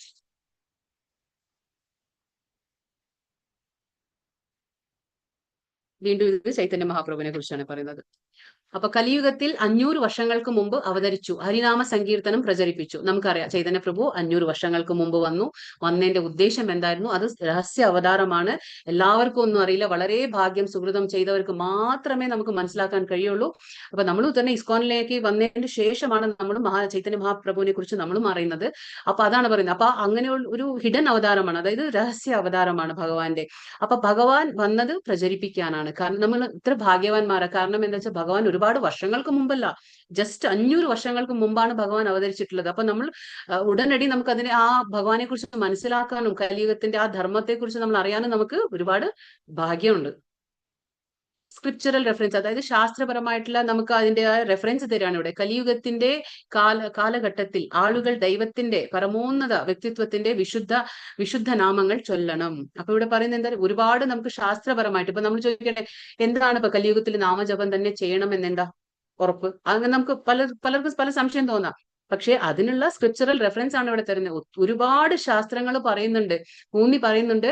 നമുക്ക് കലിയുഗത്തിലെ ഈ വേറെ ഒന്നും ചെയ്യാനില്ല ആൾക്കാർക്ക്. പരമോന്നത വ്യക്തിത്വത്തിന്റെ വിശുദ്ധ നാമങ്ങൾ, അതായത് ഭഗവാന്റെ എന്താ പറയുക ദിവ്യോത്തമ പുരുഷനായ കൃഷ്ണന്റെ വിശുദ്ധ നാമങ്ങൾ ചൊല്ലണം. അത് മാത്രമേ ഒരു വഴിയുള്ളൂ.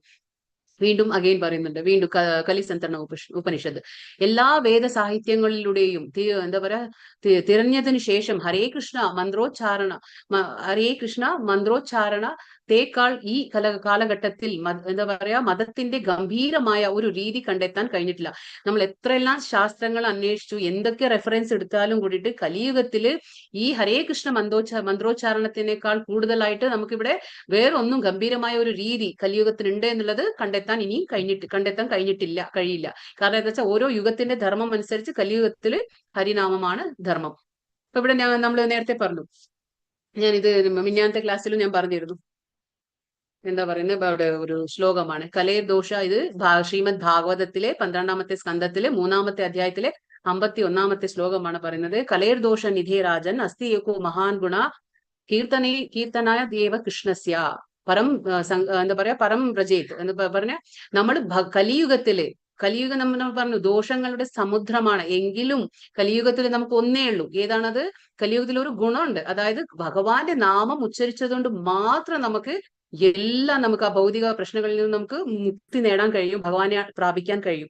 എന്റെ പ്രിയ രാജാവേ, കലിയുഗത്തിൽ തെറ്റുകൾ നിറഞ്ഞിട്ടുണ്ടെങ്കിലും ഈ എന്താ പറയാ ഈ പ്രായത്തെക്കുറിച്ച് ഒരു നല്ല ഗുണം ഇപ്പോഴും ഉണ്ട്. ഹരേ കൃഷ്ണ മഹാമന്ത്രം ചൊല്ലുന്നതിലൂടെ ഒരാൾക്ക് ഭൗതിക അടിമത്തത്തിൽ നിന്ന് മുക്തരാവുകയും അതീന്ദ്രിയ രാജ്യത്തിലേക്ക് ഉയർത്തപ്പെടുകയും ചെയ്യും. അതായത് നമുക്ക് ഭഗവാനെ അതീന്ദ്രിയ രാജ്യം ഏതാണ്? ഗോലോക വൃന്ദാവൻ. ഭഗവാന്റെ സ്വന്തം ധാമമാണ്, കൃഷ്ണന്റെ ധാമമാണ് ഗോലോക വൃന്ദാവനം.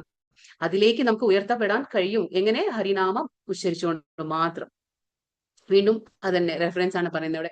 യജ്ഞാനാം ജപയജ്ഞോസ്മി. ഭഗവാൻ എന്താ പറയാ 10ാമത്തെ അധ്യായത്തിൽ 25ാമത്തെ ശ്ലോകത്തിൽ പറയുന്നു, യജ്ഞങ്ങളിൽ ഞാൻ തിരുനാമ ജപമാണ്. അതിനി വന്നിട്ടില്ല, വരും. അപ്പൊ യജ്ഞങ്ങളിൽ ഞാൻ തിരുനാമ ജപം എന്ന് സ്വയം ഭഗവാൻ പറഞ്ഞു കഴിഞ്ഞു.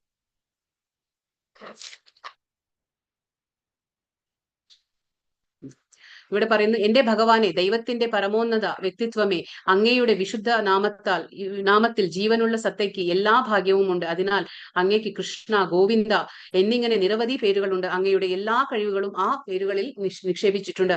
അവിടെ അവ ഓർമ്മിക്കുന്നതിനുള്ള കഠിനവും വേഗത്തിലുള്ളതുമായ യാതൊരു നിയമങ്ങളും ഇല്ല. ഇത് ഭഗവാന്റെ എന്താ പറയാ ചൈതന്യ മഹാപ്രഭുവായി വരുമ്പോൾ ശിക്ഷാഷ്ടകം എന്ന ഒരു ഇതിനെ രചിച്ചിട്ടുണ്ട്, അഷ്ടകത്തിനെ രചിച്ചിട്ടുണ്ട്. അപ്പൊ ആ അഷ്ടകത്തിൽ വരുന്ന ഒരു ഇതാണ് നാമകാരി ബഹുധാ നിജ സർവശക്തി തത്താർപിത നിമിത്ത സ്മരണേന കാലഹ എന്ന്. അപ്പൊ ഭഗവാനിന് ഒരുപാട് പേരുണ്ട്. ഭഗവാനെ എന്താ പറയാ ഓരോരുത്തർ ഓരോ പേരിൽ വിളിക്കും. കൃഷ്ണ എന്ന് വിളിക്കും, ഗോവിന്ദ എന്ന് വിളിക്കും. അങ്ങനെ ഏതൊരു പേര് വിളിച്ചാലും ഭഗവാൻ അതിന്റെ പൂർണ്ണമായ ശക്തി ഓരോ പേരിലും ഭഗവാൻ എന്താ പറയാ കൊടുത്തിട്ടുണ്ട്. എല്ലാ പേരിലും അത്രയ്ക്കധികം ശക്തിയുണ്ട് ഭഗവാന്റെ പേരിൽ. അതാണ് അവര് പറയുന്നത്.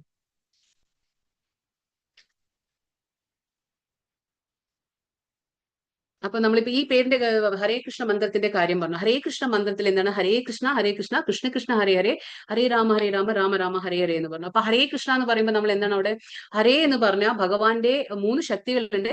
അതായത് എന്താ പറയാ ഭഗവാന്റെ ലാദിനി ശക്തി, സംവിത്, സന്ധിനി ശക്തി എന്ന് പറയും. അപ്പൊ ആ ഭഗവാന്റെ ലാദിനി ശക്തിയാണ് രാധാറാണി. ആ രാധാറാണി ആന്തരികമായിട്ടുള്ള ആ ശക്തിയാണ് ഭഗവാന്റെ രാധാറാണിയാണ്. അപ്പൊ ആ രാധാറാണിയാണ് നമ്മൾ വിളിക്കുന്നത്. ഹരേ എന്ന് പറഞ്ഞ രാധാറാണിയെ വിളിക്കുകയാണ് നമ്മള്. പിന്നെ കൃഷ്ണ എന്ന് പറഞ്ഞ സർവ്വ ആകർഷകനാണ്. എല്ലാവരെയും ആകർഷിക്കാനുള്ള പ്രത്യേക കഴിവ് ഭഗവാൻ കൃഷ്ണനുണ്ട്. അതാണ് കൃഷ്ണ എന്ന് പറയുമ്പോൾ. പിന്നെ രാമ എന്ന് പറയുന്നത് ആനന്ദമാണ്. അത് എന്താ പറയുക ഒരു ആനന്ദമാണത്. നമ്മൾ പറഞ്ഞില്ലേ ആനന്ദം എങ്ങനെ കിട്ടും, ശാശ്വതമായ ആനന്ദം അത് ഈ നാമത്തിലൂടെ കിട്ടും നമുക്ക്. അപ്പൊ ആനന്ദം അത് രാമ എന്ന് പറയുമ്പോൾ അതാരാണ് ബലരാമനാണ്. ഭഗവാന്റെ എന്താ പറയാ നമ്മളിപ്പോ നിത്യാനന്ദൻ എന്ന് പറഞ്ഞു, കലിയുഗത്തിൽ നിത്യാനന്ദനായിട്ട് അവതരിച്ചു, അതാണ് ബലരാമനാണ്. അപ്പൊ കൃഷ്ണനും ബലരാമനും പിന്നെ നമ്മൾ ആരെ വിളിക്കുന്നേ രാധാറാണി. അപ്പൊ നമ്മൾ രാധാറാണിയെ വിളിക്കുകയാണ്, രാധാറാണി എന്ന് വിളിക്കുകയാണ് നമ്മൾ. അപ്പൊ എന്താണ് രാധാറാണി നമ്മൾ പറയുന്നത് ഈ മന്ത്രത്തിലൂടെ എന്ന് വെച്ചാൽ രാധാറാണി നമ്മൾ പ്രാർത്ഥിക്കുകയാണ്, നമ്മളെ എങ്ങനെയെങ്കിലും ഭഗവാന്റെ ആ സേവനത്തിൽ ഏർപ്പെടുത്തണേ എന്ന് നമ്മൾ പ്രാർത്ഥിക്കുകയാണ്. അതുകൊണ്ടാണ് ഈ മന്ത്രം ചൊല്ലുന്നത്, ഹരേ കൃഷ്ണ മന്ത്രം. അപ്പോ നമുക്കറിയാം ഇപ്പൊ വീട്ടിലായാലും കുട്ടികളെ നമുക്ക് എന്താ പറയാ അവർക്ക് എന്തെങ്കിലും ഒരു കാര്യം നേടാനുണ്ടാവും അച്ഛന്റെ അടുത്ത്. പക്ഷെ അവർ അച്ഛന്റെ അടുത്ത് ഡയറക്റ്റ് ആയിട്ട് അവർ പോവില്ല. അവരെന്താ ചെയ്യുക അമ്മയുടെ അടുത്ത് പോകും. കാരണം അവർക്കറിയാം അമ്മ ത്രൂ പോകുമ്പോൾ എല്ലാ കാര്യങ്ങളും നടക്കും എന്നറിയാം. അപ്പൊ അമ്മയുടെ അടുത്ത് ചെന്നിട്ട് പറയും എനിക്കിങ്ങനെ അത് വേണം, എനിക്ക് ഇത് വേണം, എനിക്ക് അങ്ങനെ വേണം. അപ്പൊ അമ്മ എന്ത് ചെയ്യും, അമ്മ മെല്ലെ അത് സന്ദർഭം നോക്കിയിട്ട് അച്ഛനോട് അവതരിപ്പിക്കും. ഇങ്ങനെയാണ് ആ കുഞ്ഞിന് ഇത് വേണം അത് വേണം എന്നൊക്കെ പറഞ്ഞു കൊടുക്കും. അപ്പൊ മെല്ലെ അത് അമ്മ പറയുമ്പോൾ അച്ഛൻ അത് എതിർപ്പില്ലാണ്ട് അത് മാനിച്ചു കൊടുക്കും. അപ്പൊ അത് നടത്തി കൊടുക്കും എന്നുള്ളത്. അപ്പൊ അതേപോലെ തന്നെ നമ്മളിവിടെ അമ്മയായ ആ രാധാറാണിയായിട്ട് നമ്മൾ പ്രാർത്ഥിക്കുകയാണ്. ആ മന്ത്രത്തിലൂടെ നമ്മൾ വിളിക്കുകയാണ് ഹരേ ഹരേ എന്ന്. അപ്പൊ ഹരേ എന്ന് വിളിക്കുമ്പോൾ നമ്മൾ രാധാറാണിയോട് പറയണേ നമ്മളെ എങ്ങനെയെങ്കിലും ഭഗവാൻ ശ്രീകൃഷ്ണന്റെ സേവനത്തിൽ ഏർപ്പെടുത്തണേ എന്ന് നമ്മൾ പ്രാർത്ഥിക്കുകയാണ് ഇവിടെ ചെയ്യുന്നത്. പിന്നെ നമ്മൾ എങ്ങനെയാണ് ജപിക്കേണ്ടത്, ആ ഡൂസ് ഓഫ് ചാൻഡിങ് എന്ന് പറഞ്ഞാൽ നമ്മൾ എങ്ങനെ ജപിക്കണം. മഹാമന്ത്രം ചൊല്ലുന്നതിന് നമ്മൾ എങ്ങനെ ചെയ്യണം എന്ന് പറയുന്നത്. ഹരേ കൃഷ്ണ മന്ത്രം ചൊല്ലാൻ തുടങ്ങുന്നതിന് മുമ്പ് പഞ്ചതത്വ മന്ത്രം ചൊല്ലുക. അതായത് പഞ്ചതത്വ മന്ത്രം നമ്മൾ കാണിച്ചു തന്നു. ഭഗവാന്റെ 5 സന്തത സഹചാരികളെ നമ്മൾ കാണിച്ചു തന്നു, അസോസിയേറ്റ്സ് എന്ന് പറയും. അതായത് നിത്യാനന്ദ പ്രഭു, അദ്വൈത, പിന്നെ ഗദാധര, ശ്രീവാസ, ആ 5 പേര്. പിന്നെ ശ്രീകൃഷ്ണ ചൈതന്യ എന്താ പറയുക കൃഷ്ണ ഭഗവാൻ ചൈതന്യ രൂപത്തിലാണല്ലോ കലിയുഗത്തിൽ അവതരിച്ചത്. അപ്പൊ ഈ 5 പേര് നമ്മൾ പ്രണമിച്ചുകൊണ്ടാണ് നമ്മൾ നമ്മുടെ മഹാമന്ത്രത്തെ ചൊല്ലേണ്ടത്. അതെങ്ങനെ ചൊല്ലണം, അത് ജയ ശ്രീകൃഷ്ണ ചൈതന്യ, ഇതാ അവിടെ ഉണ്ട്, ഇതാ ഈ 5 പേരാണത്. ജയ ശ്രീകൃഷ്ണ ചൈതന്യ പ്രഭു നിത്യാനന്ദ ശ്രീ അദ്വൈത ഗദാധര ശ്രീവാസാദി ഗൗര ഭക്തവൃന്ദ. ഇപ്പൊ ഈ ചിത്രത്തിൽ നടുവിൽ കാണുന്നത് നമ്മൾ ചൈതന്യ മഹാപ്രഭുവാണ്, കൃഷ്ണന്റെ അവതാരം, കലിയുഗ അവതാരമാണ്.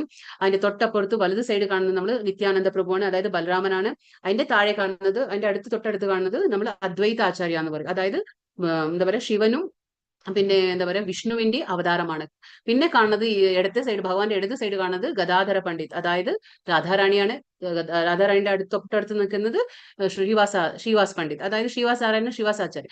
അവര് എന്താ പറയാ നമ്മുടെ ചൈതന്യ മഹാപ്രഭുവിന്റെ ആരാണ്, നാരദനാണ്, ഭക്തനാണ്, ഏറ്റവും വലിയ ഭക്തനായ നാരദൻ. അപ്പൊ നമ്മൾ രാധാറാണി, കൃഷ്ണ ഭഗവാൻ, രാധാറാണി, നിത്യാനന്ദ പ്രഭു, അതായത് ബ്രഹ്മ, എന്താ പറയുക വിഷ്ണു, മറ്റേ മഹാദേവന്റെ അവതാരമായ അദ്വൈത, ഗദാധര, ശ്രീവാസ, ഇങ്ങനെ എല്ലാവരെയും ഓർത്തിട്ടാണ് നമ്മൾ പ്രണമിച്ചുകൊണ്ടാണ് നമ്മൾ മഹാമന്ത്രം ചൊല്ലേണ്ടത്.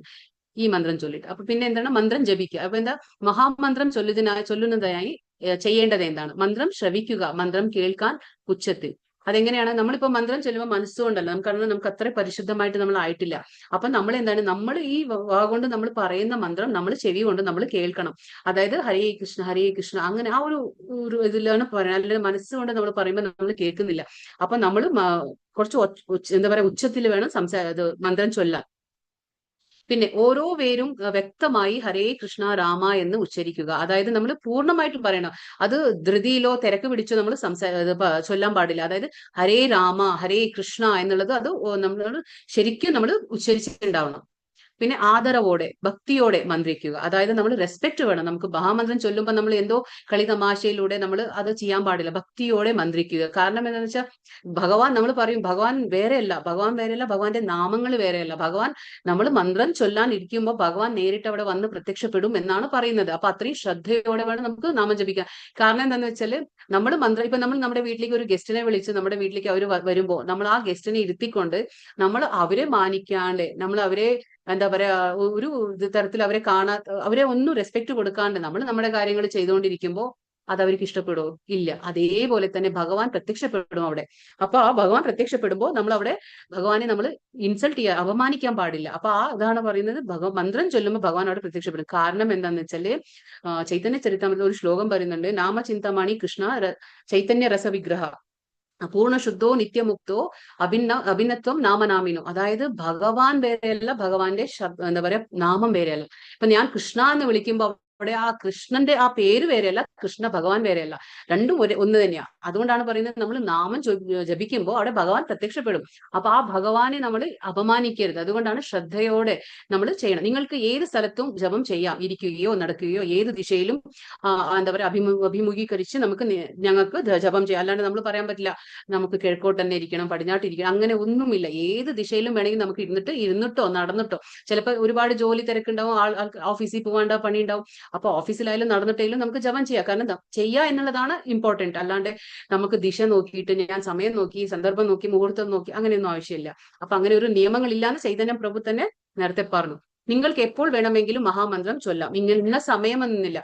കാലത്തും ഉച്ചയ്ക്കും വൈകിട്ടും എപ്പോ വേണമെങ്കിലും മന്ത്രം ചൊല്ലാം. പക്ഷെ എന്നിരുന്നാലും അതിരാവിലെ ബ്രഹ്മമുഹൂർത്ത മന്ത്രം ചൊല്ലുന്നത് ശുപാർശ ചെയ്യുന്നു. ബ്രഹ്മമുഹൂർത്തം എന്ന് വെച്ചാല് ഈ എന്താ പറയാ സൂര്യോദയത്തിന് 1.5 മണിക്കൂർ മുന്നേ ഉള്ള സമയമാണ് ബ്രഹ്മമുഹൂർത്തം എന്ന് പറയും. അതായത് ഇപ്പൊ 6 മണിക്കാണ് സൂര്യോദയം എന്ന് വെച്ചാൽ 4:30 തൊട്ട് 6 മണി വരെയുള്ള ആ 1.5 മണിക്കൂറാണ് ബ്രഹ്മമുഹൂർത്തം. അപ്പൊ അത് ഏറ്റവും നല്ല പ്രശസ്തമായ ഒരു സമയമാണ് നമ്മൾ നാമം ജപിക്കാൻ. കാരണം ഏറ്റവും സത്വഗുണത്തിലാണ് അത് ഉണ്ടാവുക. പിന്നീട് തമോ ഗുണ, എന്താ പറയുക, രജോ ഗുണമാവും, തമോ ഗുണമാവും. അതുകൊണ്ടാണ് നമ്മൾ സത്വഗുണത്തിൽ നമ്മൾ നാമം ജപിക്കണം. പിന്നെ കുളിക്കുന്നതിന് മുമ്പോ ശേഷമോ നിങ്ങൾക്ക് ജപം ചെയ്യാം. കുളിക്കുന്നത് നല്ലത് തന്നെയാ, ഇല്ലാന്നില്ല. പക്ഷെ നമുക്ക് ഒരുപക്ഷെ ഇപ്പൊ നമുക്ക് എണീച്ച് നമുക്ക് കാലത്ത് ഒരുപാട് പണി അടുക്കളയിൽ കയറേണ്ട അവിടെ, അപ്പൊ കുളിച്ചില്ലെങ്കിലും പ്രശ്നമില്ല, നാമം ജപിക്കുക എന്നുള്ളതാണ് ഇമ്പോർട്ടന്റ്. അപ്പോ വായൊക്കെ കഴുകി കൈയും കാലെല്ലാം തേച്ച് കഴുകി നമുക്ക് വന്നിരുന്ന് ജപം ചെയ്യാം. നമുക്ക് അങ്ങനെ പ്രശ്നമില്ല. ഇനി അഥവാ കുളിക്കാൻ പറ്റിയില്ലെങ്കിലും പ്രശ്നമില്ല, കുളിക്കാതെയും നമുക്ക് ജപം ചെയ്യാം. കുളിക്കുന്നതാണ് ഉത്തമം. പിന്നെ എണ്ണം വെച്ച് മഹാമന്ത്രം ചൊല്ലുന്നത് ശുപാർശ ചെയ്യുന്നു. അതായത് നമ്മളിപ്പോ എന്തുകൊണ്ടാണ് 4 റൗണ്ട് അല്ലെങ്കിൽ അത് 108 മുത്തുകളുള്ള ഒരു മാലയിലാണ് മഹാമന്ത്രം ചൊല്ലുന്നത്. നമുക്ക് അങ്ങനെ കയ്യിൽ പിടിച്ചിട്ടോ വാഗോണ്ട് നമുക്ക് ചുമ്മാ അങ്ങനെ പറയുന്നതല്ല. നമുക്കൊരു ചിട്ട വേണം, അതായത് എണ്ണം വേണം. അപ്പൊ ഒരു മാല എന്ന് പറയുമ്പോൾ ജപമാല, ഇപ്പൊ നമുക്ക് ചിത്രത്തിൽ കാണാം, ആ ജപമാലയിൽ 108 മുത്തുകളുണ്ട്. ആ 108 മുത്തുകളിൽ നമ്മൾ ഓരോ വട്ടം ഇങ്ങനെ പറഞ്ഞ് മന്ത്രം ചൊല്ലുമ്പോൾ 108 പ്രാവശ്യം നമ്മൾ ഹരേ കൃഷ്ണ മഹാമന്ത്രം ചൊല്ലുന്നതാണ്. അപ്പൊ എന്തായി അവിടെ? അതൊരു കണക്കാണ്. കാരണം 108 എന്ന് പറയുന്നത് നമുക്ക് എന്താണ്, ഇത് ഈ ഗോപികമാർ 108 ഗോപികമാരുണ്ട്, 108 എന്താ പറയുക ഉപനിഷത്തുകളുണ്ട്. അപ്പൊ ഇത് എന്ത് വേണമെങ്കിലും ആവാം. അത് ഭഗവാൻ ഏറെ പ്രിയപ്പെട്ട എന്താ പറയാ സംഖ്യയാണ് 108. പിന്നെ ഈ മാലയിൽ എന്താ പറയാ, ഈ മാലയിൽ ഒരു മേരു ബീഡ് എന്ന് പറയും, അതായത് മുത്തുണ്ട്, ഗുരുമുത്ത് എന്ന് പറയും. അത് ആ വലിയൊരു മുത്താണത്. ആ മുത്തിലാണ് നമ്മൾ ഈ എന്താ പറയാ ഗുരു മന്ത്രം, അതായത് പഞ്ചതത്വ മന്ത്രം പറയേണ്ടത്. അവിടെ നമ്മൾ ശ്രീകൃഷ്ണൻ എന്താ പറയാ മഹാമന്ത്രം പറയുന്നില്ല. അപ്പൊ 108 മുത്തുകൾ കഴിഞ്ഞിട്ട് ഒരു വലിയൊരു മുത്തുണ്ട്, അതിൽ പിടിച്ചിട്ടാണ് നമ്മൾ എന്താ പറയാ ജയ ശ്രീകൃഷ്ണ ചൈതന്യ പ്രഭു നിത്യാനന്ദ ശ്രീ അദ്വൈത ഗദാധര ശ്രീവാസാദി ഗൗരവ് ഭക്തവൃന്ദ എന്ന് പറഞ്ഞിട്ടാണ് നമ്മൾ ഓരോ വീടിലും ഹരേ കൃഷ്ണ മഹാമന്ത്രം മുഴുമിക്കുന്നത്. അപ്പൊ 108 തവണ നമ്മുടെ ആവും, ഒരു റൗണ്ടായി. അതായത് ഒരു റൗണ്ടായി. അങ്ങനെ 108 നമ്മൾ ജപിക്കുമ്പോൾ ഒരു റൗണ്ടായി. ഹരേ കൃഷ്ണ മഹാമന്ത്രം ദിവസേന 108 തവണമെങ്കിലും നമ്മൾ ജപിക്കേണ്ടതാണ്. ഒന്നുമില്ലെങ്കിലും അറ്റ്ലീസ്റ്റ് ഒരു 108 തവണയെങ്കിലും നമ്മൾ ഹരേ കൃഷ്ണ മഹാമന്ത്രം പറഞ്ഞിരിക്കണം. ഹരേ കൃഷ്ണ കൃഷ്ണ കൃഷ്ണ ഹരേ ഹരേ, ഹരേ രാമ രാമ രാമ ഹരേ ഹരേ. ദിവസം കുറഞ്ഞത് 108 തവണ നമ്മൾ മാല ചെയ്തിരിക്കുക. അതായത് ഒരു മാലയാവും. അങ്ങനെ ചെയ്യുമ്പോൾ 108 തവണ ചെയ്യുമ്പോൾ അത് ഒരു മാലയായിട്ട് കണക്കാക്കും.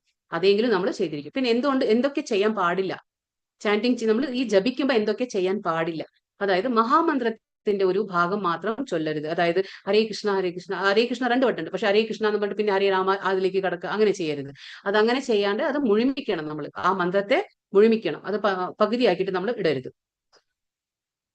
പിന്നെ ജപമാലയിലെ കൃഷ്ണമുത്തിൽ മന്ത്രം ചൊല്ലരുത്. ഇപ്പൊ നമ്മൾ പറഞ്ഞില്ലേ, ഈ ചിത്രത്തിൽ കാണാം നമുക്ക് ആ മെയിൻ ബീഡ്, അത് കുറച്ച് വലിയൊരു സൈസിലായിരിക്കും. അത് മെയിൻ ബീഡ്. ആ 108 എന്താ പറയാ ആ ബീഡുകൾ, അത് മുത്തുകൾ കഴിഞ്ഞിട്ടുള്ള ഒരു ഗുരുമുത്ത് എന്ന് പറയും. അത് മേരുമുത്ത് എന്ന് പറയും. അതാണത്.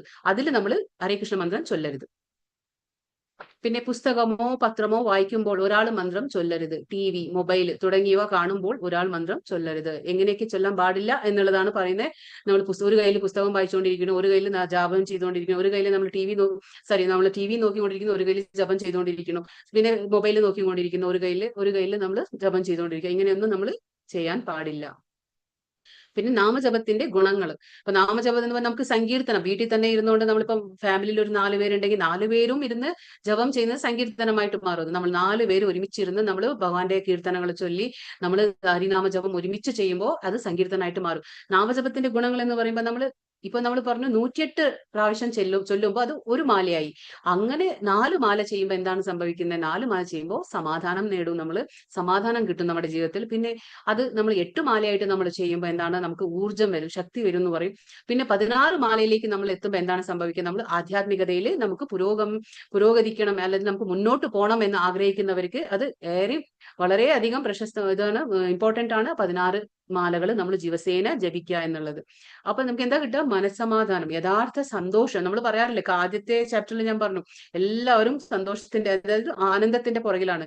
പക്ഷെ ആനന്ദം ഞാൻ പറഞ്ഞു ശാശ്വതമായിട്ട് ഈ ലോകത്ത് കിട്ടില്ല, അത് ക്ഷണികമാണ്. പക്ഷെ യഥാർത്ഥമായ ആനന്ദം, മനസ്സമാധാനം നമുക്ക് വേണം. അത് ശാശ്വതമായി നിലനിൽക്കണമെങ്കിൽ ഈ ഹരിനാമം മാത്രമേ ഒരു വഴിയുള്ളൂ. ജ്ഞാനോദയം, നമ്മുടെ എന്താ പറയാ, നാം പറഞ്ഞു നമുക്ക് ഈ അജ്ഞതയിലാണ് നമ്മൾ എത്ര ഭൗതികമായിട്ട് വിദ്യാഭ്യാസം നമ്മൾ നേടിയാലും നമ്മൾ അജ്ഞതയിൽ തന്നെ. എപ്പോ വരെ നമുക്ക് ഭഗവാനെ കുറിച്ച് മനസ്സിലാവുന്നില്ലോ അപ്പൊ വരെ നമ്മൾ അജ്ഞാനത്തിൽ തന്നെ ഉള്ളത്. ഇതാണ് ഹരേ കൃഷ്ണ മന്ത്രം പറയുന്നതിന്റെ ആ ഗുണങ്ങളാണ് പറയുന്നത്. ഇതാണ് ആ മേരുമുത്ത് എന്ന് പറയുന്നത്. ഗുരുമുത്ത് എന്ന് പറയുന്നത് ഈ വലിയ ആ മുത്ത് കാണുന്നുണ്ടല്ലോ, അതാണ് ഈ മേരുമുത്ത് എന്ന് പറയുന്നത്. നമ്മൾ ഉത്കണ്ഠയിൽ നിന്നുള്ള സ്വാതന്ത്ര്യം. നമുക്ക് എന്താണ്? നമുക്ക് ഒരുപാട് ഉത്കണ്ഠയുണ്ട് ജീവിതത്തിൽ, എപ്പോഴും ആൻസൈറ്റി ഉണ്ട്. എന്ത് സംഭവിക്കും? എന്തെങ്കിലും ഒരു കാര്യം ചെയ്യാൻ പോകുമ്പോൾ നമുക്കത് ശരിയാവോ, അത് നടക്കുമോ ഇല്ലയോ, അങ്ങനെ ഒരുപാട് ജീവിതത്തിൽ ഉത്കണ്ഠ ഉണ്ടാവും.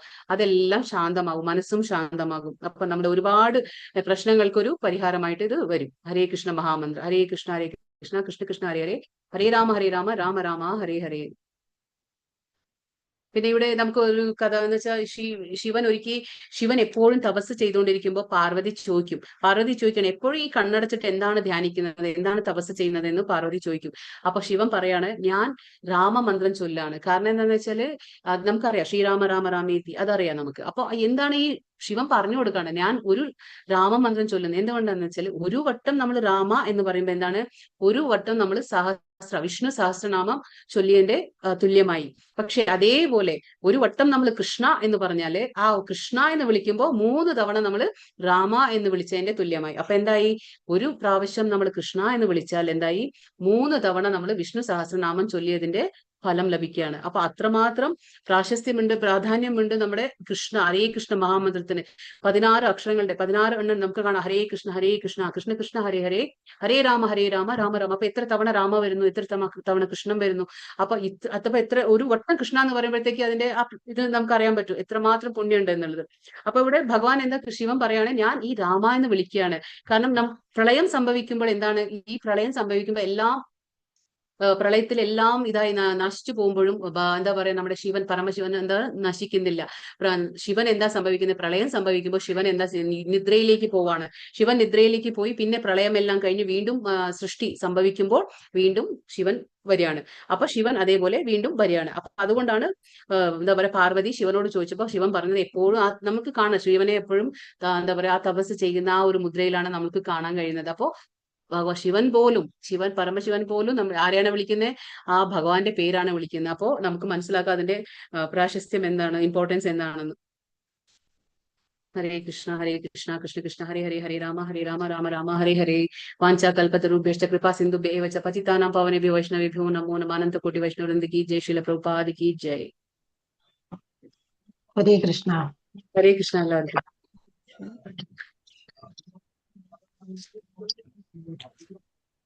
ഹരേ കൃഷ്ണ എല്ലാവർക്കും. ഹരേ കൃഷ്ണ.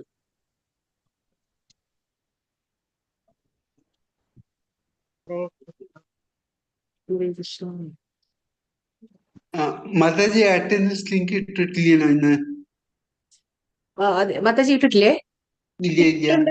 ഉണ്ട് ലിങ്ക് ഇട്ടിട്ടുണ്ടല്ലോ. ഇല്ല, കാണുന്നില്ലല്ലോ. ഹരേ രാം രാം രാം. ഓക്കെ. പ്രഭു ലേറ്റായിട്ടാണ് കയറിയത്. അപ്പൊ നമുക്ക് ഇന്നത്തെ ക്വസ്റ്റ്യൻസ് നോക്കാം. ഒന്ന് അഷ്ടാംഗ യോഗയുടെ 8 പടികൾ ഏതെല്ലാം?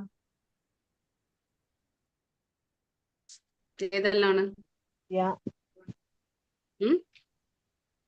ധ്യാനം, അല്ലല്ല, അഷ്ടാംഗ യമ, അഷ്ടാംഗ നിയമം, യമ, യമ, ആസന, ധ്യാ- പ്രാണായാമ, പ്രത്യാഹാര, ധാരണ, ധ്യാന, സമാധി. ശരിയാണ്. പിന്നെ ബദ്ധനായ ആത്മാവിന്റെ ഉറ്റ ശത്രുവും മിത്രവും ആരാണ്? മനസ്സ്. മനസ്സാണ്. മനസ്സ്. ആർക്കെല്ലാം യോഗിയാവാൻ കഴിയില്ല എന്ന് ഭഗവാൻ പറയുന്നത്?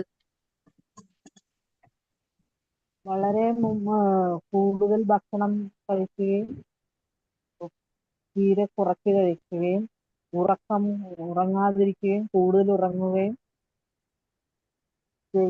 അതെ അതെ, അങ്ങനെയുള്ളവർക്ക് അത് വളരെ കുറച്ച് ഭക്ഷണം കഴിക്കുന്നതും കൂടുതൽ കഴിക്കുന്നതും ഉറക്കമില്ലാത്തവർക്കും കൂടുതൽ ഉറങ്ങുന്നവർക്കും അവർക്ക് യോഗിയാവാൻ കഴിയില്ല എന്ന് ഭഗവാൻ പറയുന്നു. സ്ഥിരതയില്ലാത്ത മനസ്സിനെ എങ്ങനെ കീഴടക്കാം എന്നാണ് ഭഗവാൻ പറയുന്നത്? യുക്തമായ അഭ്യാസത്തിലൂടെയും നിസ്സംഗത കൊണ്ട് കീഴടക്കാം. അതന്നെ നിരന്തരമായ അഭ്യാസത്തിലൂടെ അഭ്യാസ കൗന്തെയ. പിന്നെ ശ്ലോകം 6:41 എന്തിനെ കുറിച്ചാണ് പറയുന്നത്?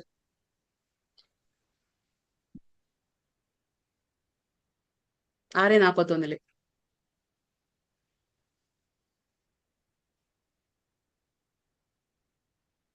അതായത് നമ്മളിപ്പോ ഒരു ഭക്തി യോഗ, ഏത് യോഗ ആയാലും നമ്മൾ ചെയ്ത് യോഗ എന്താ പറയാ, നമ്മൾ ഈ യോഗം പകുതിയിലിട്ട് യോഗം പരിപൂർണമാക്കാതെ പരാജയപ്പെടുമ്പോൾ എന്താണ് സംഭവിക്കുക? പരാജിതനാകുമ്പോൾ എന്താണ് സംഭവിക്കുക? പുണ്യലോകങ്ങൾക്ക് നമ്മൾ പോവും. ഉപരിലോകങ്ങൾക്ക് പോയി കുറച്ചു കാലം അനുഭവിച്ച് നമ്മൾ തിരിച്ച് എവിടെയാണ് ജനിക്കുന്നത്? തിരിച്ചു വന്ന് നമ്മൾ എവിടെയാണ്? ധനികരുടെ വീട്ടിലും നീതിനിഷ്ഠയുള്ള പുണ്യാത്മാക്കളുടെ വീട്ടിലും. അവരുടെ വീട്ടിൽ. അതാണ് പറയുന്നത്. നീതിനിഷ്ഠയുള്ള പുണ്യാത്മാക്കളുടെ വീട്ടിൽ നമ്മൾ ജനിക്കും. വീണ്ടും നമ്മുടെ അവിടുന്ന് തുടരും. അതാണ് ഭഗവാൻ പറയുന്നത്. യോഗികളിൽ വെച്ച് ഉത്തമനായ യോഗി ആരാണെന്ന് ഭഗവാന്റെ അഭിപ്രായം?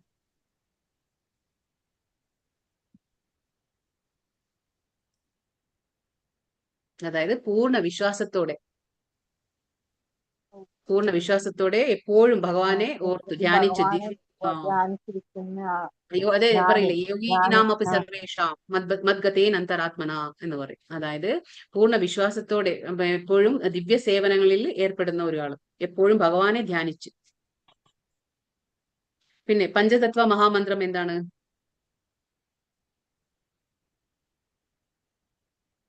ശ്രീകൃഷ്ണ ചൈതന്യ പ്രഭു നിത്യാനന്ദ ശ്രീ അദ്വൈത ഗദാധര ശ്രീവാസാദി ഗൗര ഭക്തവൃന്ദ. ശരിയാണ്. അതാണ് പഞ്ചതത്വ മന്ത്രം. പഞ്ചതത്വം എന്ന് പറഞ്ഞാൽ 5 തത്വങ്ങളുണ്ട് അവിടെ. നമ്മൾ പറഞ്ഞില്ലേ, ഭഗവാന്റെ സന്തത സഹചാരികളായ നിത്യാനന്ദ പ്രഭു ഉണ്ട്, ഗദാധര പണ്ഡിത് ഉണ്ട്, അവിടെ അദ്വൈതാചാര്യനുണ്ട്, ശ്രീവാസാചാര്യനുണ്ട്. അങ്ങനെ അവർ 5 പേരും ചേർന്ന് ഭഗവാൻ ചൈതന്യ മഹാപ്രഭു, ഇവർ 5 പേരും ചേർന്നിട്ടാണ് പഞ്ചതത്വ മഹാമന്ത്രം. മഹാമന്ത്രം എങ്ങനെയാണ് ചൊല്ലേണ്ടത്? അതിപ്പോ നിങ്ങൾ പറഞ്ഞു. ഓക്കെ. മഹാമന്ത്രം ചൊല്ലുമ്പോൾ എന്തൊക്കെ ചെയ്യരുത്?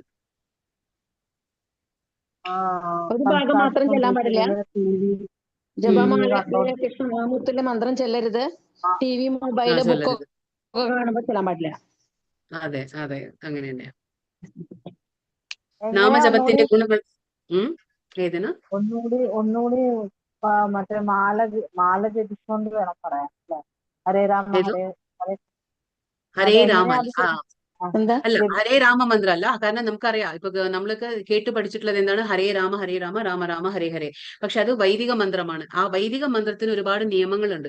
കാരണം അത് നമ്മൾ ആ യഥാരീതിയിൽ തന്നെ നമ്മൾ അത് ഉച്ചരിക്കണം. അതിന് ഒരുപാട് നിയമങ്ങളുണ്ട്. ഇപ്പൊ ഈ ഹരേ കൃഷ്ണ മന്ത്രത്തിന് നിയമങ്ങളില്ല. ഇപ്പൊ നമ്മൾ കണ്ടില്ലേ, അതിനിപ്പോ കുളിക്കണം എന്നില്ല. ഇപ്പൊ ഞാൻ അങ്ങനെ പറയുന്നല്ല, കുളിച്ച് ചെയ്താൽ നല്ലത് തന്നെ. പക്ഷെ എങ്കിലും ഇപ്പൊ നമുക്ക് പറ്റുന്നില്ല എന്ന് പറഞ്ഞ ഇപ്പൊ നമ്മൾ ഒരു ദിശ നോക്കി ഇരുന്നിട്ടോ കുളിച്ചിട്ടേ ഞാൻ ചെയ്യൂ, അങ്ങനെയുള്ള നിയമങ്ങളൊന്നും ഇല്ല അതിന്. പക്ഷെ ഹരേ രാമ എന്ന് നമ്മൾ ആദ്യം പറയുമ്പോൾ, ഹരേ രാമ മന്ത്രം നമ്മൾ ഉച്ചരിക്കുമ്പോൾ അത് വേദിക് മന്ത്രമാണ്, അതായത് വൈദിക മന്ത്രമാണ്. മന്ത്രമാണ്. അതിനെ നമ്മൾ തോന്നിയ പോലെ ഉച്ചരിക്കാൻ പറ്റില്ല. അതുകൊണ്ടാണ് ഭഗവാൻ കലിയുഗത്തിൽ നമ്മൾ അതൊന്നും ചെയ്യാൻ പറ്റില്ല, എളുപ്പമല്ല. അതുകൊണ്ടാണ് ഭഗവാൻ ചൈതന്യ പ്രഭുവായിട്ട് അവതരിച്ചിട്ട് ഈ മന്ത്രത്തെ തിരിച്ചു തന്നു. അതായത് ഹരേ രാമ ഉള്ളത് ഹരേ കൃഷ്ണ ആക്കി. അപ്പൊ ഹരേ കൃഷ്ണ ആക്കുമ്പോ എന്താണ്, അപ്പൊ നമുക്ക് ആ മന്ത്രത്തിന് നിയമങ്ങളൊന്നുമില്ല. അത് സ്വയം ഭഗവാൻ തന്നെ പറഞ്ഞു. ചൈതന്യ രൂപത്തില് അവതാരത്തിൽ വന്നിട്ട് ഭഗവാൻ തന്നെ പറയാണ്, ഇതിന് യാതൊരു നിയമങ്ങളും ഇല്ല, നിങ്ങൾക്ക് ഉച്ചരിക്കാം, നിങ്ങൾ എങ്ങനെയും ചെയ്യാം, പറയാം, പക്ഷെ പറയണം എന്നുള്ളതാണ് ഇമ്പോർട്ടന്റ് കലിയുഗത്തിൽ. അതിനു വേണ്ടിയിട്ടാണ് ഭഗവാൻ അവതരിച്ചത്. ഹരേ കൃഷ്ണ പറയുമ്പോൾ ജപമാല കയ്യില് വേണം. അതെ, ജപമാല കൈകൊണ്ട് നമ്മൾ അങ്ങനെ ഇങ്ങനെയൊക്കെ ചെയ്യല്ല. അത് നമ്മളൊരു, കാരണം അത് കൗണ്ട് വേണം. 108 വട്ടം നമ്മൾ പറയണം. 108 ബീഡ്സ് ഉണ്ട്, മണികളുണ്ട്, മുത്തുമണികളുണ്ട് അതില്. അപ്പൊ ഓരോ ഇതിലും നമ്മൾ ഹരേ കൃഷ്ണ മന്ത്രം ചൊല്ലിക്കൊണ്ട് അത് 108 തവണയാവും. പക്ഷെ വലിയ മുത്തുണ്ട്, അതായത് ഗുരുമുത്തുണ്ട്, മേരുമുത്ത്, അവിടെ നമ്മൾ ചെയ്യരുത്. അത് പഞ്ചതത്വ മന്ത്രം ചൊല്ലാനുള്ളതാണ്. അത് കഴിഞ്ഞിട്ട് 108, അപ്പൊ എന്തായി, ഒരു മാലയായി. അങ്ങനെ 108 പ്രാവശ്യം നമ്മൾ ഹരേ കൃഷ്ണ മന്ത്രം ചൊല്ലുമ്പോ എന്തായി, ഒരു റൗണ്ടായി, അതായത് ഒരു മാലയായി. അങ്ങനെ 4 മാല ചെയ്യുമ്പോ എന്താണ്, മാല ജപിക്കുമ്പോ ഞങ്ങള് ഈ മുമ്പോട്ട് എടുക്കണോ പുറകോട്ട്, ഏത് സൈഡിലായിട്ട്? പുറകോട്ട് എടുക്കണം. പുറകോട്ട് ഇങ്ങനെ എടുക്കണം, ഇങ്ങനെ പിടിച്ചിട്ട് ഇങ്ങനെ പുറകോട്ട് ഇങ്ങനെ വലിച്ചുകൊണ്ട് പോകണം, ഇങ്ങനെ ബാക്കിലേക്ക്, ഇങ്ങനെ ബാക്കിലേക്ക്. ഇപ്പൊ അതില് 109 മുട്ടുണ്ടോ? 109, അതായത് 108 മുത്തുകളുണ്ട്. അതിലാണ് നമ്മൾ ജപിക്കുന്നത്. 9, അതായത് 109 എന്ന് പറഞ്ഞാൽ മെയിൻ ബീഡാണ്. അത് മെയിൻ ബീഡിൽ നമ്മൾ ഹരേകൃഷ്ണ മന്ത്രം ചൊല്ലുന്നില്ല. അവിടെ നമ്മൾ ഗുരു മന്ത്രം, അതായത് പഞ്ചതത്വ മന്ത്രം, അതായത് ജയ ശ്രീകൃഷ്ണ ചൈതന്യ പ്രഭു നിത്യാനന്ദ ശ്രീ അദ്വൈത ഗദാധര ശ്രീവാസാദി ഗൗരഭക്ത വൃന്ദ എന്നും പറഞ്ഞ് പിന്നെ തുടങ്ങും നമ്മൾ. അങ്ങനെ തുടങ്ങി ഒരു റൗണ്ട് കംപ്ലീറ്റ് 108 വന്ന എന്തായി, ഒരു മാലയായി. അങ്ങനെ ഇപ്പൊ നമ്മളിത് ചൊല്ലുമ്പം ഈ ലാസ്റ്റ് നമ്മുടെ പുറകിൽ, അതായത് നമ്മുടെ ഈ തമ്പ് വെച്ചിട്ട് ഇങ്ങനെ നീക്കി വേണം അത് കൊണ്ടുപോകാൻ. ഈ വെല്ല് ഉപയോഗിക്കാൻ പാടില്ല. ഈ രണ്ടാമത്തെ വെല്ലുണ്ടല്ലോ, തമ്പ് കഴിഞ്ഞിട്ടുള്ള രണ്ടാമത്തെ 4 ഫിംഗർ എന്ന് പറയും നമ്മള്. ഈ 4 ഫിംഗർ നമ്മൾ ഉപയോഗിക്കുന്നില്ല. തമ്പ് ഉപയോഗിക്കും, മിഡിൽ ഫിംഗർ ഉപയോഗിക്കും. തമ്പും മിഡിൽ ഫിംഗർ മാത്രം, ഇങ്ങനെ ഈ രണ്ട് മാത്രം ഉപയോഗിച്ചിട്ടാണ് നമ്മൾ ചെയ്യേണ്ടത്. ഈ ഫിംഗർ ഉപയോഗിക്കില്ല, ഈ നടുവ് ഇത്. അപ്പൊ അകത്തുനിന്ന് നമ്മളെ കൈക്ക് അകത്തോട്ട് ഇത് കിടക്കുമ്പോ അകത്തുനിന്ന് നമ്മളിത് പുറത്തോട്ട് തള്ളണോ, അതോ അകത്തോട്ട് എടുക്കണോ? ബാക്കിലോട്ട് എടുക്കണം, അകത്തോട്ട് എടുക്കണം. അതിങ്ങനെ എടുക്കണം, ഇങ്ങനെ ബാക്കിലോട്ട് ഇങ്ങനെ എടുക്കണം. ഈ വിരൽ ഉപയോഗിക്കാതെ ഈ രണ്ട് വിരൽ, എന്താ പറയാ, തമ്പും മിഡിൽ ഫിംഗറും ഉപയോഗിച്ചിട്ട് ഇങ്ങനെ പിടിച്ച് ഇങ്ങനെ ബാക്കിലോട്ട് ഇങ്ങനെ തള്ളണം. ഇങ്ങനെ ഓരോ ബീഡ്സ് ഇങ്ങനെ ഒരു ബീഡ്സ് പിടിക്കുക, എന്നിട്ട് നമ്മൾ ഹരേ കൃഷ്ണ മന്ത്രം പറയാ, പിന്നെ തള്ളണം. പിന്നെ വീണ്ടും അടുത്ത ബീഡ് പിടിക്കുക, വീണ്ടും അത് പറഞ്ഞ് കംപ്ലീറ്റ് ഫുൾ ആയിട്ട് പറയണം. ഹരേ കൃഷ്ണ കൃഷ്ണ കൃഷ്ണ ഹരേ ഹരേ ഹരേ രാമ പറഞ്ഞു വീണ്ടും തള്ളി. അങ്ങനെ 108 വട്ടം തള്ളി കഴിയുമ്പോൾ നമുക്ക് ആ മെയിൻ ബീഡ് വരും. ആ മെയിൻ ബീഡ് വന്നു കഴിഞ്ഞാൽ എന്താണ്, ആ മെയിൻ ബീഡിൽ വീണ്ടും നമ്മൾ എന്താ പറയാ, പഞ്ചതത്വ മന്ത്രമാണ് പറയുന്നത്. അങ്ങനെ ഒരു റൗണ്ട് അങ്ങനെ 108 കഴിഞ്ഞാൽ എന്തായി, ഒരു മാലയായി. അങ്ങനെ 4 മാലയാവുമ്പോൾ നമുക്ക് ഒരുപാട് ഗുണങ്ങൾ. അങ്ങനെ 4, 8, 16. ഒരു 108 കഴിഞ്ഞിട്ട് പഞ്ചതത്വ മന്ത്രം വീണ്ടും പറയണോ? ഒരു ഈ രണ്ടാമത്തെ റൗണ്ട് നിങ്ങൾ ചെയ്യുകയാണെങ്കിൽ വീണ്ടും അത് ആ മന്ത്രം പറഞ്ഞിട്ട് വീണ്ടും രണ്ടാമത്തെ പഞ്ചതത്വ മന്ത്രം പറയണം. വീണ്ടും പഞ്ചതത്വ മന്ത്രം പറഞ്ഞ് വീണ്ടും രണ്ടാമത്തെ റൗണ്ട് ചെയ്യാം. വീണ്ടും 2, അങ്ങനെ 3, 4, അങ്ങനെ ഇങ്ങനെ പോവാം. 4, 8, 16 ഇങ്ങനെയാണ്, ഇങ്ങനെ പോകും. അറ്റ്ലീസ്റ്റ് ഒരു റൗണ്ട് എങ്കിലും, അതായത് ഒരു മാലയെങ്കിലും ദിവസേന ചൊല്ലണം. ഒരു മാല 108 തവണ. 108 തവണ ഹരേ കൃഷ്ണ. മാതാജി 4 മാല ചൊല്ലണമെങ്കിൽ ഒരു സിറ്റിംഗിൽ ഇരുന്ന് തന്നെ ചൊല്ലണോ? ഒരു നേരം തന്നെ അല്ല, നിങ്ങളുടെ സൗകര്യം പോലെ, വൈകിട്ട് രാത്രിയിലൊക്കെ ചൊല്ലാം. ചൊല്ലാം, അതെ, നിയമങ്ങളില്ല, എപ്പോ വേണമെങ്കിലും ചൊല്ലുന്നത് ഇമ്പോർട്ടന്റ് ആണ്. അത് 4 ആയാലും 8 ആയാലും എവിടെ ആയാലും. പക്ഷെ ഒന്നിങ്ങനെ പക്ഷെ നിങ്ങളുടെ സൗകര്യം പോലെ നിങ്ങൾക്ക് എപ്പോഴാണോ സമയം കിട്ടുന്നത് ആ സമയം അനുസരിച്ച് നിങ്ങൾക്ക് അത് മെല്ലെ മെല്ലെ കൂട്ടി വരിക. ആദ്യം 1, പിന്നെ 2, മെല്ലെ മെല്ലെ കൂട്ടി വരിക. കാരണം അത് നമ്മൾ ചെയ്യുമ്പോൾ നമുക്ക് മനസ്സിലാവും, അതിലൂടെ നമുക്കൊരു ഇഷ്ടം വരും. ആ നാമത്തിലൂടെ നമുക്ക് നമ്മുടെ എന്താ പറയാ, നമ്മുടെ മനസ്സ് മാറുന്നതും നമുക്ക് ആ ഒരു മാറ്റങ്ങൾ നമ്മൾ തന്നെ അനുഭവിച്ചറിയാം. അങ്ങനെയാണ് അതിന്റെ ഗുണം. നാമജപത്തിന്റെ ഗുണങ്ങൾ എന്തെല്ലാം? അതന്നെ ഇപ്പൊ നമ്മൾ കണ്ടില്ലേ, ജപത്തിന്റെ ഗുണങ്ങൾ എന്തെല്ലാം. മനസ്സമാധാനം കിട്ടും, നമ്മുടെ ആ ശ്രദ്ധ വരും, മനസ്സിനെ എങ്ങനെ നിയന്ത്രിക്കാൻ പറ്റുക. അങ്ങനെ നാമജപത്തിലൂടെയാണ് മനസ്സിനെ നമുക്ക് നിയന്ത്രിക്കാൻ കഴിയും. ഒരു സമാധാനം കിട്ടും, ഉത്കണ്ഠ ഇല്ലാണ്ടാവും നമ്മുടെ ജീവിതത്തിൽ. നമ്മൾ പറഞ്ഞില്ലേ, പല രീതിയിൽ നമ്മുടെ മനസ്സ് ഇങ്ങനെ ചിന്തിച്ചുകൊണ്ടേയിരിക്കും. പക്ഷെ ഒരു ശാന്തമായ മനസ്സ് പതിയെ കിട്ടുള്ളൂ. അല്ലാണ്ട് ഇന്ന് ഞാൻ ചെയ്തു നാളെ തന്നെ പ്രതീക്ഷണം എന്നല്ല, മെല്ലെ മെല്ലെ നമുക്കത് കിട്ടും. സ്ലോലി ക്രമേണമായിട്ട് നമ്മളത് വിശ്വാസം. ഞാൻ എപ്പോഴും ഒരു കാര്യം പറയാറുണ്ട്, നമ്മൾ ഭഗവത്ഗീതയിൽ എന്താണ് നമ്മൾ മെയിൻ ഭഗവാൻ പറയുന്നത്, ഏത് ശ്ലോകം എടുത്താലും ഭഗവാൻ ഒരു കാര്യം പറയും, വിശ്വാസം. ഭഗവാനിൽ നമ്മൾ പൂർണ്ണമായ ബുദ്ധി, മനസ്സ്, വിശ്വാസം, ഈ 3 ഉണ്ടായിരിക്കണം. എന്നാലേ നമുക്ക് പൂർണ്ണതയിലേക്ക് നമ്മൾ എത്താൻ പറ്റുള്ളൂ. എന്ത് ചെയ്യുമ്പോഴും വിശ്വാസമില്ലാതെ ചെയ്തിട്ട് കാര്യമില്ല. എന്തും ആ വിശ്വാസം ഭഗവാനിൽ അർപ്പിച്ചുകൊണ്ട് നമ്മൾ ചെയ്യണം. അപ്പോഴേ അത് പരിപൂർണതയിലേക്ക് എത്തുള്ളൂ. ഹരേ കൃഷ്ണ. എന്തെങ്കിലും സംശയം ഉണ്ടോ ഇനി?